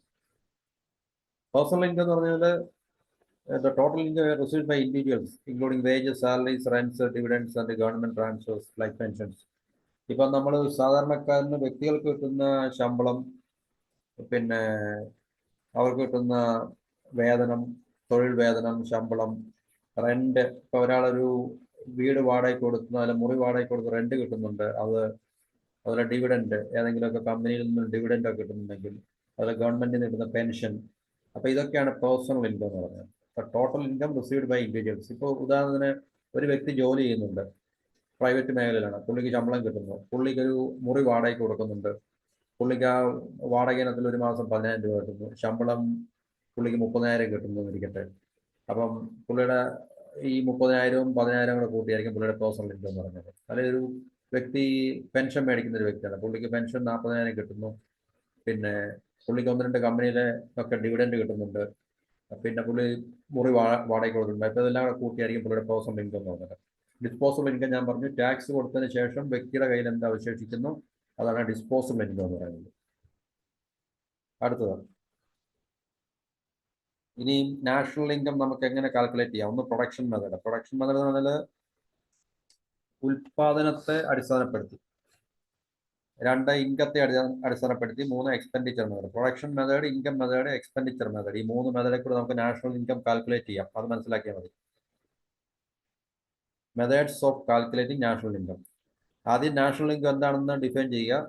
പിന്നെ അതിൻ്റെ ഇമ്പോർട്ടൻറ്റ് കോൺസെപ്റ്റ്സ്, GDP ഉണ്ട്, അല്ലെങ്കിൽ അതിൻ്റെ important concepts in national income, അല്ലെങ്കിൽ various elements. Elements of national income. അത് GDP ആണ് പ്രധാനപ്പെട്ട. GDP, GNB, NNB, national income, personal income, disposable income, ഇത്രയും മനസ്സിലാക്കുക. പിന്നെ അതിൻ്റെ കാൽക്കുലേറ്റ് ചെയ്യാനുള്ള 3 മാർഗങ്ങൾ: പ്രൊഡക്ഷൻ മെത്തേഡ് അനുസരിച്ച്, ഇൻകം മെത്തേഡ് അനുസരിച്ച്. പ്രൊഡക്ഷൻ മെത്തേഡ് ആകുമ്പം എല്ലാ സാധനങ്ങളുടെയും ഓരോ സെക്ടറിലുള്ള, കാരണം സമ്പദ് വ്യവസ്ഥയിൽ ഒത്തിരി സെക്ടർ ഉണ്ട്. അപ്പം കാർഷിക മേഖലയുണ്ട്, വ്യാവസായിക മേഖലയുണ്ട്, സേവന മേഖലയുണ്ട്. അപ്പം ഈ 3 അല്ലെങ്കിൽ ഇത് കൂടുതലുള്ള മേഖലകളിലെ എല്ലാ സാധനങ്ങളുടെയും സേവനങ്ങളുടെയും കൂടെ വാല്യൂസ്, മൂല്യത്തെ എല്ലാം കൂടെ കൂട്ടിയാൽ എന്ത് കിട്ടുമോ അതാണ് പ്രൊഡക്ഷൻ മെത്തേഡ്. എല്ലാ മേഖലയിലുമുള്ള സാധനങ്ങളുടെയും സേവനങ്ങളുടെയും ആകെത്തുക എന്താണോ അതാണ് പ്രൊഡക്ഷൻ മെത്തേഡ്. ഇൻകം മെത്തേഡ് എന്ന് പറഞ്ഞാൽ ഈ പറഞ്ഞ ഫാക്ടേഴ്സ് ഓഫ് പ്രൊഡക്ഷൻ നമ്മൾ പറഞ്ഞല്ലോ, ലാൻഡ്, ലേബർ, ക്യാപിറ്റൽ, എന്റർപ്രണർഷിപ്പ് എന്ന് പറഞ്ഞിട്ടുണ്ട്. അവരുടെ എല്ലാം കൂടെ ഇൻകം ആഡ് ചെയ്താൽ കിട്ടുന്നത് എന്താണോ അതാണ് ഇൻകം മെത്തേഡ്. എക്സ്പെൻഡിച്ചർ എന്ന് പറഞ്ഞാൽ ഫൈനൽ സാധനങ്ങളുടെയും സേവനങ്ങളുടെയും എല്ലാ ചിലവുകൾ എന്താണോ അതിനെ കണക്കിലെടുത്താണ് എക്സ്പെൻഡിച്ചർ മെത്തേഡ്. അപ്പോൾ ഈ 3 മെത്തേഡിൽ ഏതെങ്കിലും മെത്തേഡ് ഉപയോഗിച്ചിട്ട് നമുക്ക് നാഷണൽ ഇൻകം കാൽക്കുലേറ്റ് ചെയ്യാം. ഒന്ന് പ്രൊഡക്ഷൻ മെത്തേഡ്. പ്രൊഡക്ഷൻ മെത്തേഡ് ആകുമ്പം ആകെ ഉൽപ്പാദിപ്പിച്ച സാധനങ്ങളുടെയും സേവനങ്ങളുടെയും മൂല്യം കണക്കാക്കുന്നു, എല്ലാ മേഖലകളിലെയും. Income method factors of production ആയിട്ടുള്ള ലാൻഡ്, ലേബർ, ക്യാപിറ്റൽ, ഇതിൻ്റെ ഇൻകം. ലാൻഡിന്, ലേബറിന് വേജസ്, സാലറി കിട്ടും, ലാൻഡിന് റെന്റ് കിട്ടും, ക്യാപിറ്റലിന് പ്രോഫിറ്റ് കിട്ടും, എന്റർപ്രണർഷിപ്പ് ഉണ്ട് അവർക്കും പ്രോഫിറ്റ് കിട്ടും. ഇതെല്ലാം കൂടെ കണക്ക് കൂട്ടിയാൽ കിട്ടുന്നത് എന്താണോ നാഷണൽ ഇൻകം. അപ്പോൾ അത് ഇൻകം മെത്തേഡ് അനുസരിച്ച്. പിന്നെ എക്സ്പെൻഡിച്ചർ മെത്തേഡ്, ഫൈനൽ പ്രോഡക്ട്സിൻ്റെ, സർവീസിൻ്റെ എക്സ്പെൻഡിച്ചേഴ്സ്, ചെലവുകൾ എന്താണോ അതിനെ അടിസ്ഥാനമാക്കിയുള്ള മെത്തേഡാണ് എക്സ്പെൻഡിച്ചർ മെത്തേഡ്. അടുത്തത് ഗവൺമെന്റ് ബഡ്ജറ്റിംഗ് ആണ് എന്ന് ചോദിച്ച അടുത്ത പോർഷൻ എന്നുള്ളത്. അത് ഗവൺമെന്റ് ബഡ്ജറ്റിംഗ് എന്ന് കേട്ടുണ്ടായിരിക്കും. നമ്മൾ ബഡ്ജറ്റ് അവതരിപ്പിക്കുക, ഗവൺമെന്റ് എല്ലാ വർഷവും ബഡ്ജറ്റ് അവതരിപ്പിക്കാറുണ്ട്. നമ്മുടെ കേന്ദ്ര ഗവൺമെന്റും എല്ലാ സംസ്ഥാന ഗവൺമെന്റുകളും അതാത് വർഷങ്ങളിൽ അവരുടെ ബഡ്ജറ്റ് അവതരിപ്പിക്കാറുണ്ട്. എന്നുവെച്ചാൽ ഇനിയും വരുന്ന വർഷങ്ങളിൽ അവർക്ക് എന്തെല്ലാം വരുമാനം കിട്ടുന്നു, എത്ര വരുമാനം കിട്ടുന്നു, ഗവൺമെന്റ് എന്തെല്ലാം ചെലവുകൾ ഉണ്ടാകും, അതുപോലെ തന്നെ കഴിഞ്ഞ വർഷം അവർക്ക് ഉണ്ടായിട്ടുള്ള വരുമാനങ്ങൾ എത്രയാണ്, അവർക്ക് ഗവൺമെന്റ് എന്തുമാത്രം ചെലവുകൾ ഉണ്ടായിരുന്നു വ്യത്യസ്തമായിട്ടുള്ള മേഖലകളിലേക്ക്. അപ്പോൾ ഇതൊക്കെ കാണിക്കുന്നതാണ് ഗവൺമെന്റ് ബഡ്ജറ്റ് എന്ന് പറയുന്നത്. അപ്പോൾ government budgeting is the process of planning how A government collects revenues and spends dum over A financial year. Financial year എന്ന് പറഞ്ഞു കഴിഞ്ഞാൽ നമ്മുടെ ഇന്ത്യയിൽ 1 ഏപ്രിൽ മുതൽ ഫൈനാൻഷ്യൽ ഇയർ, അതിനെ ഷോർട്ട് ഫോമായിട്ട് FY എന്ന് പറയും. അത് starting on 1st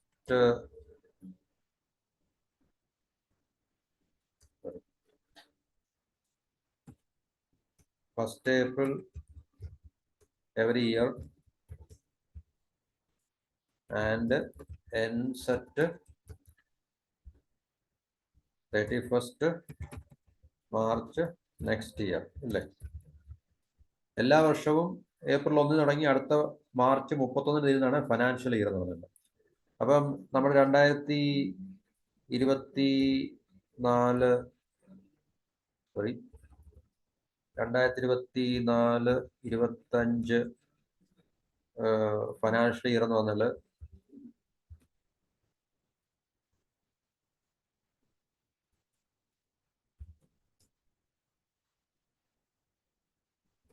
starts at 1st April 2024 to 31st March 2025. മനസ്സിലായല്ലോ? അപ്പം ഫൈനാൻഷ്യൽ ഇയർ, എല്ലാ ഫൈനാൻഷ്യൽ ഇയറിലും, അപ്പം നമ്മൾ ഇപ്പോഴത്തെ ഫൈനാൻഷ്യൽ ഇയർ 2024-25 2024 ഏപ്രിൽ 1 തുടങ്ങി 2025 മാർച്ച് 31 അവസാനിക്കും. അതിൽ അടുത്ത വർഷം 25-26 അങ്ങനെ മുമ്പോട്ട് പോകും. അപ്പോൾ എല്ലാ ഫൈനാൻഷ്യൽ ഇയറിലും ഗവൺമെന്റ് അവരെങ്ങനെയാണ് അവരുടെ റവന്യൂ, വരുമാനം കളക്ട് ചെയ്യാൻ പോകുന്നത്, അല്ലെങ്കിൽ എത്രത്തോളം കളക്ട് ചെയ്യാൻ കഴിയും, അതുപോലെ തന്നെ അവരെത്രത്തോളം ചെലവാക്കുന്നുണ്ട്, അവരുടെ ചെലവ് എന്തായിരിക്കും, ഗവൺമെന്റിന്റെ ചെലവ് എന്തായിരിക്കും എന്നതിനെക്കുറിച്ച് ഉള്ളൊരു വിവരണമാണ് ഗവൺമെന്റ് ബഡ്ജറ്റിംഗ് എന്ന് പറയുന്നത്.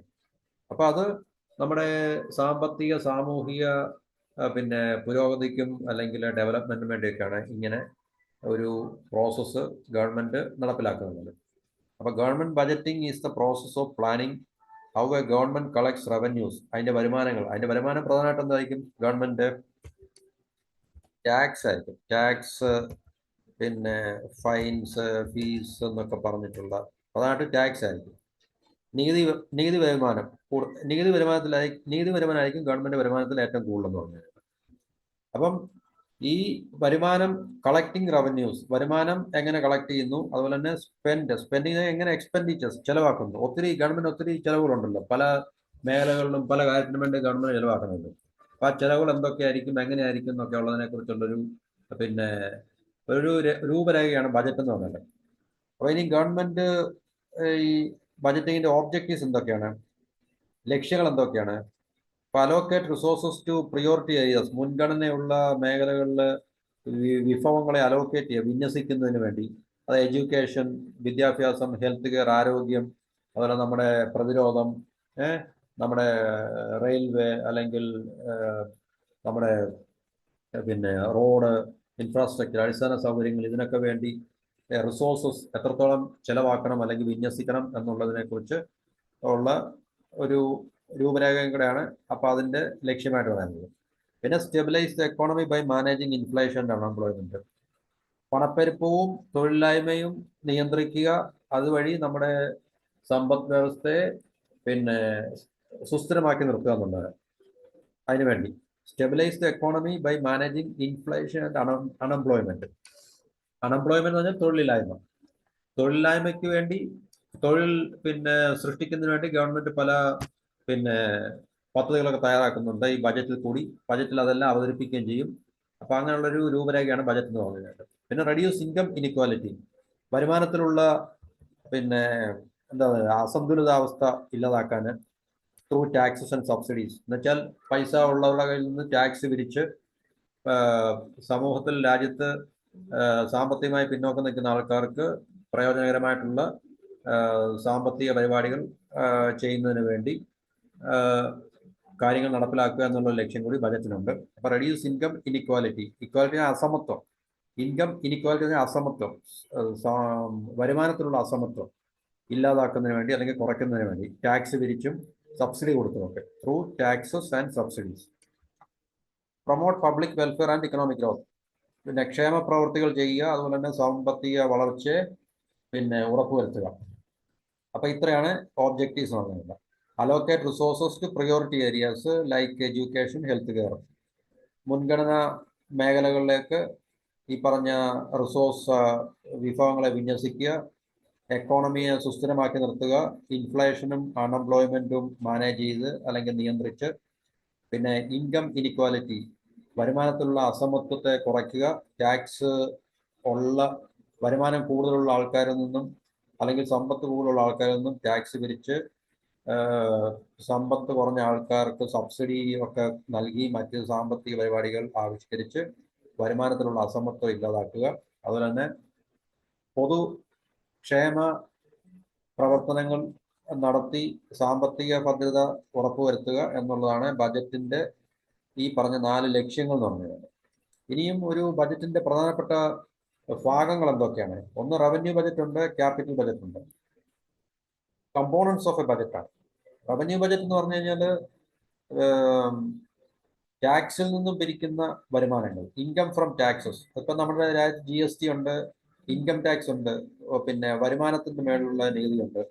അതുപോലെ നോൺ ടാക്സ് സോഴ്സസ് ഉണ്ട്, ഫീസ്, ഇൻട്രസ്റ്റ് ഒക്കെ ഉണ്ട്. പലതരത്തിലുള്ള ഫീസ്, ഫൈൻസ്, ഇൻട്രസ്റ്റ് ഒക്കെ ഗവൺമെന്റ് ഈടാക്കുന്നുണ്ട്. അപ്പം ടാക്സിൽ നിന്നും ടാക്സ് ഇതര മാർഗങ്ങളിൽ നിന്നും ഇൻകം ഉണ്ടാക്കുക, അതാണ് റെസീറ്റ് എന്ന് പറഞ്ഞു കഴിഞ്ഞാൽ. റവന്യൂ ബജറ്റിന്റെ പ്രത്യേകത റെസീറ്റ് ഉണ്ട്, എക്സ്പെൻഡിച്ചർ ഉണ്ട്. Administrative cost like salaries, subsidies ഒക്കെ കൊടുക്കണം. ഗവൺമെന്റിന്റെ ഉദ്യോഗസ്ഥർക്ക് സാലറി കൊടുക്കണം, പെൻഷൻ കൊടുക്കണം. അതുപോലെ തന്നെ പൊതുജനങ്ങൾക്ക് പല മേഖലകളിലും കാർഷിക സബ്സിഡി അല്ലെങ്കിൽ വ്യാവസായിക സബ്സിഡി അല്ലെങ്കിൽ മറ്റു രീതിയിലുള്ള സബ്സിഡികളൊക്കെ, പൊതുവിതരണ മേഖലകളിൽ കൂടെയുള്ള സബ്സിഡികളൊക്കെ കൊടുക്കണം. അപ്പൊ റവന്യൂ ബജറ്റിൽ റെസീറ്റ് ഉണ്ട്, എക്സ്പെൻഡിച്ചർ ഉണ്ട്. റെസീറ്റ് എന്ന് പറഞ്ഞാൽ ഇൻകം, വരുമാനം, income from taxes and from non tax revenue sources. പിന്നെ അഡ്മിനിസ്ട്രേറ്റീവ് എക്സ്പെൻസസ്. അഡ്മിനിസ്ട്രേറ്റീവ് എക്സ്പെൻസ് ഭരണപരമായിട്ടുള്ള ചിലവുകൾ എന്നുള്ള അഡ്മിനിസ്ട്രേറ്റീവ് കോസ്റ്റ് എന്ന് വെച്ചാൽ ഗവൺമെന്റ് എംപ്ലോയീസിന്, ഗവൺമെന്റ് ജോലിക്കാർക്ക് ശമ്പളം കൊടുക്കണം, അതുപോലെ തന്നെ സബ്സിഡി, ജനങ്ങൾക്ക് സബ്സിഡികൾ കൊടുക്കണം. പിന്നുള്ള രണ്ടാമത്തെ കോമ്പണന്റ് ആണ് ക്യാപിറ്റൽ ബജറ്റ്. അത് റെസീപ്റ്റ്സ് എന്ന് പറയുമ്പോൾ ലോൺസ്, അസറ്റ് സെയിൽസ്, റിക്കവറീസ് ഒക്കെ ആകാം. അത് ലോൺ എടുക്കും, ഗവൺമെന്റ് പലയിടത്തും ലോൺ എടുക്കും, പല വിദേശ രാജ്യങ്ങളിൽ നിന്നൊക്കെ ലോൺ എടുക്കുന്നുണ്ട്. അതുപോലെ തന്നെ ഗവൺമെന്റിന്റെ ഏതെങ്കിലുമൊക്കെ വസ്തുവകകൾ വിറ്റിട്ട്, ആസ്തികൾ വിറ്റിട്ട് കിട്ടുന്ന പണം, അത് ക്യാപിറ്റൽ ബജറ്റിൽ വരുന്നതാണ്. അതുപോലെ റിക്കവറീസ്, ഏതെങ്കിലും തരത്തിലൊക്കെ ഗവൺമെന്റ് എന്തെങ്കിലുമൊക്കെ റിക്കവർ ചെയ്യുകയാണെങ്കിൽ, മറ്റ് വ്യക്തികളിൽ നിന്നോ സ്ഥാപനങ്ങളിൽ നിന്നൊക്കെ അവരുടെ ആസ്തികൾ റിക്കവർ ചെയ്യുകയാണെങ്കിൽ, കണ്ടെടുക്കുകയാണെങ്കിൽ, അതിൽ നിന്ന് കിട്ടുന്നത് ക്യാപിറ്റൽ റെസിപ്റ്റ് ആണ്. എക്സ്പെൻഡിച്ചർ എന്ന് പറഞ്ഞാൽ ഇൻഫ്രാസ്ട്രക്ചറിന് വേണ്ടി ചെലവാക്കുന്ന, അതുപോലെ തന്നെ ലോങ് ടൈം അസറ്റ്സിന്, ഇപ്പൊ റെയിൽവേ ട്രാക്ക് ഇടുന്നു, റോഡ് പണിയുന്നു, അല്ലെങ്കിൽ കപ്പൽ നിർമ്മാണശാല, പോർട്ട്, ഇതൊക്കെ പണിയുന്ന ഇതുപോലുള്ള കാര്യങ്ങൾക്ക് ദീർഘകാലത്തേക്ക് വേണ്ടിയുള്ള ഇതിനു വേണ്ടി ചെലവാക്കുന്നതാണ് ക്യാപിറ്റൽ എക്സ്പെൻഡിച്ചർ എന്ന് പറയുന്നത്. മൂലധന നിക്ഷേപം നടത്തുന്നതാണ് ശരിക്കും പറഞ്ഞത്. റവന്യൂ ബജറ്റ് ഉണ്ട്, ക്യാപിറ്റൽ ബജറ്റ് ഉണ്ട്. റവന്യൂ ബജറ്റിൽ ടാക്സ്, ഇൻകം ടാക്സ്, അതുപോലെ നോൺ ടാക്സ്, റെസീറ്റ്, എക്സ്പെൻഡിച്ചർ, ഭരണപരമായിട്ടുള്ള കാര്യങ്ങൾക്ക്. ക്യാപിറ്റൽ ബജറ്റിൽ റെസീറ്റ് ഉണ്ട്. ആ റെസീറ്റ് വരുമാനം, ക്യാപിറ്റൽ റെസീറ്റ് എങ്ങനെയാണെന്ന് വെച്ചാൽ ലോൺ ഫ്രം അതർ കൺട്രീസ്, പിന്നെ അസറ്റ് സെയിൽസ്. ഇപ്പൊ ഗവൺമെന്റിന്റെ ഏതെങ്കിലുമൊക്കെ ഗവൺമെന്റ് വിൽക്കത്തില്ല, ഗവൺമെന്റ് ഇപ്പൊ ഏതെങ്കിലും പൊതുമേഖലാ സ്ഥാപനങ്ങൾ വിൽക്കുന്നു. അതുപോലെ തന്നെ റിക്കവറീസ് ഉണ്ട്, ഏതെങ്കിലും തരത്തിലുള്ള കണ്ടെത്തുക, ഏതെങ്കിലുമൊക്കെ മറ്റുള്ള സ്ഥാപനങ്ങളെയൊക്കെ കണ്ടെത്തുക. അപ്പൊ അങ്ങനെ അതിനകത്ത് ക്യാപിറ്റൽ ബജറ്റ് അവരുടെ റെസീറ്റ് വരും, വരുമാനം വരും. ക്യാപിറ്റൽ എക്സ്പെൻഡിച്ചർ എന്ന് പറഞ്ഞാൽ ഈ അടിസ്ഥാന സൗകര്യങ്ങൾക്ക് വേണ്ടി ദീർഘകാലത്തെ ലക്ഷ്യത്തോടുകൂടി എന്ത് നിക്ഷേപം നടത്തുന്നത്, അതെല്ലാം ക്യാപിറ്റൽ എക്സ്പെൻഡിച്ചർ ആണ്. അപ്പൊ അതാണ് അതിന്റെ രണ്ട് കോമ്പോണൻസ് വന്നത്. പിന്നെ ടൈപ്പ് ഓഫ് ഡെഫിസിറ്റ്സ് എന്ന് പറയും. ഡെഫിസിറ്റ് കമ്മി, ബജറ്റ് കമ്മിയാണ്. ഫിസിക്കൽ ഡെഫിസിറ്റ് ഉണ്ട്, റവന്യൂ ഡെഫിസിറ്റ് ഉണ്ട്, പ്രൈമറി ഡെഫിസിറ്റ് ഉണ്ട്. ഇത് ചിലപ്പോൾ ചോദിക്കാം, what are the types of budget deficit. Physical deficit എന്ന് പറഞ്ഞാൽ ടോട്ടൽ എക്സ്പെൻഡിച്ചർ എപ്പോഴും കൂടുതലും ടോട്ടൽ റവന്യൂ കുറവായിരിക്കും. അതായത് പിരിച്ചു കിട്ടുന്ന ടാക്സ് കൂടുതലും, പക്ഷേ ഗവൺമെന്റ് ചെലവാക്കുന്ന എമൗണ്ട് കൂടുതലായിരിക്കും. അപ്പൊ അതില് കടമെടുക്കുന്ന പൈസ ഇല്ല. അതായിരിക്കും ഫിസിക്കൽ ഡെഫിസിറ്റ് എന്ന് പറയുന്നത്. റവന്യൂ ഡെഫിസിറ്റ് എന്ന് പറഞ്ഞാൽ റവന്യൂ എക്സ്പെൻഡിച്ചർ, നമ്മൾ മുമ്പേ പറഞ്ഞ റവന്യൂ എക്സ്പെൻഡിച്ചർ കൂടുതലും റവന്യൂ റെസീറ്റ് കുറവായിരിക്കും. ഫിസിക്കൽ ഡെഫിസിറ്റ് മൊത്തം കുറവാണ്. റവന്യൂ എക്സ്പെൻഡിച്ചറും ക്യാപിറ്റൽ എക്സ്പെൻഡിച്ചറും എല്ലാം കൂടെ കൂട്ടി വരുമ്പോൾ ടോട്ടൽ എക്സ്പെൻഡിച്ചർ കൂടുതലും ടോട്ടൽ റവന്യൂ റെസീറ്റും ക്യാപിറ്റൽ റെസീറ്റും കൂടെ കൂട്ടി കിട്ടുന്ന അത് കുറവായിരിക്കും. അതിനകത്ത് റവന്യൂ ഡെഫിസിറ്റ്, റവന്യൂ റെസീറ്റ് കൂടുതലും, റവന്യൂ റെസീറ്റ് കുറവും റവന്യൂ എക്സ്പെൻഡിച്ചർ കൂടുതലും ആകുമ്പോഴാണ് റവന്യൂ ഡെഫിസിറ്റ്. ഇത് കമ്പനിയുടെ ലാഭം നഷ്ടം എന്ന് പറയുന്ന വാക്കുകൾ തന്നെയാണ്. കമ്പനിക്ക് ലാഭം എപ്പോഴാണ് ഉണ്ടാകുന്നത്? വരുമാനം, കമ്പനിയുടെ സെയിൽ കൂടുകയും കമ്പനിയുടെ ചെലവുകൾ കുറയുകയും ചെയ്യുമ്പോൾ ലാഭം. തിരിച്ചാകുമ്പോൾ കമ്പനിയുടെ ചെലവ് കൂടുകയും കമ്പനിയുടെ സെയിൽ കുറയുകയും ചെയ്യുമ്പോൾ നഷ്ടം ഉണ്ടാകും. അപ്പൊ ആ നഷ്ടത്തിന് പകരം ഗവൺമെന്റിന്റെ ഭാഗത്തു നിന്ന് ഉപയോഗിക്കുന്ന വാക്കാണ് ഡെഫിസിറ്റ് എന്ന് പറയുന്നത്. അപ്പൊ ഫിസിക്കൽ ഡെഫിസിറ്റ് എന്ന് പറയുന്നത് ടോട്ടൽ മൊത്തം ചെലവ് കൂടുതലും മൊത്തം വരുമാനം കുറവും. റവന്യൂ ഡെഫിസിറ്റ് എന്ന് പറഞ്ഞാൽ റവന്യൂ എക്സ്പെൻഡിച്ചർ കൂടുതലും റവന്യൂ റെസീറ്റ് കുറവും. അത് മേളിൽ പറഞ്ഞിട്ടുണ്ട്, എന്താ നോക്കാം. പ്രൈമറി ഡെഫിസിറ്റ് എന്ന് പറഞ്ഞാൽ ഫിസിക്കൽ ഡെഫിസിറ്റിന്റെ നിന്ന് ഇൻട്രസ്റ്റ് പേയ്മെന്റ്, ഗവൺമെന്റ് ഏതെങ്കിലുമൊക്കെ മാർഗത്തിൽ ഏതെങ്കിലുമൊക്കെ ലോണ് കടമെടുത്തതിന്റെ ഒക്കെ ഇൻട്രസ്റ്റ് കൊടുക്കുന്നുണ്ടെങ്കിൽ ആ ഇൻട്രസ്റ്റ് ഫിസിക്കൽ ഡെഫിസിറ്റിൽ നിന്ന് കുറച്ചു കഴിഞ്ഞാൽ പ്രൈമറി ഡെഫിസിറ്റ് കിട്ടും. അപ്പൊ ഇത്രയും മനസ്സിലാക്കാം ടൈപ്പ് ഓഫ് ഡെഫിസിറ്റ്സ്. പിന്നെ ഇതിന്റെ ഇമ്പോർട്ടൻസ് എന്താണ്? ഗവൺമെന്റ് ബജറ്റിന്റെ ഇക്കണോമിക് ഗ്രോത്തിനെയും പബ്ലിക് വെൽഫെയറിനെയും സപ്പോർട്ട് ചെയ്യുന്നു. ഇനിക്വാലിറ്റി, അസമത്വം ഇല്ലാതാക്കുന്നു. അതുപോലെ ഇൻഫ്ലേഷൻ, ഡീഫ്ലേഷൻ, പണപ്പെരുപ്പം കുറയ്ക്കുന്നു. പിന്നെ പ്രോപ്പർ അലോക്കേഷൻ ഓഫ് റിസോഴ്സ്, രാജ്യത്ത് എല്ലാ മേഖലകളിലും എല്ലാ വിഭാഗക്കാർക്കും കൃത്യമായിട്ടുള്ള വിഭവങ്ങളുടെ വിനിയോഗം ഉറപ്പാക്കുന്നു. അപ്പൊ ഇത്രയാണ് ബജറ്റിങ്ങിന്റെ ഇമ്പോർട്ടൻസ്. അപ്പൊ ഈ പറഞ്ഞ കാര്യങ്ങൾ കൃത്യമായി ഇതൊന്ന് വായിച്ച് മനസ്സിലാക്കി പഠിക്കുക, ഓർത്തിരിക്കുക. പരീക്ഷയ്ക്ക് എല്ലാ ചോദ്യങ്ങളും ഉത്തരം എഴുതുക, അറ്റൻഡ് ചെയ്യുക. അതുമായിട്ട് ബന്ധപ്പെട്ട കാര്യങ്ങൾ കൃത്യമായി എഴുതി വെക്കുക. അപ്പം ഇത് നോക്കി പഠിക്കുക. തീർച്ചയായിട്ടും അടുത്ത ക്ലാസ്സിൽ നമുക്ക് അടുത്ത വിഷയം നമ്മൾ സംസാരിക്കാം. Okay, by.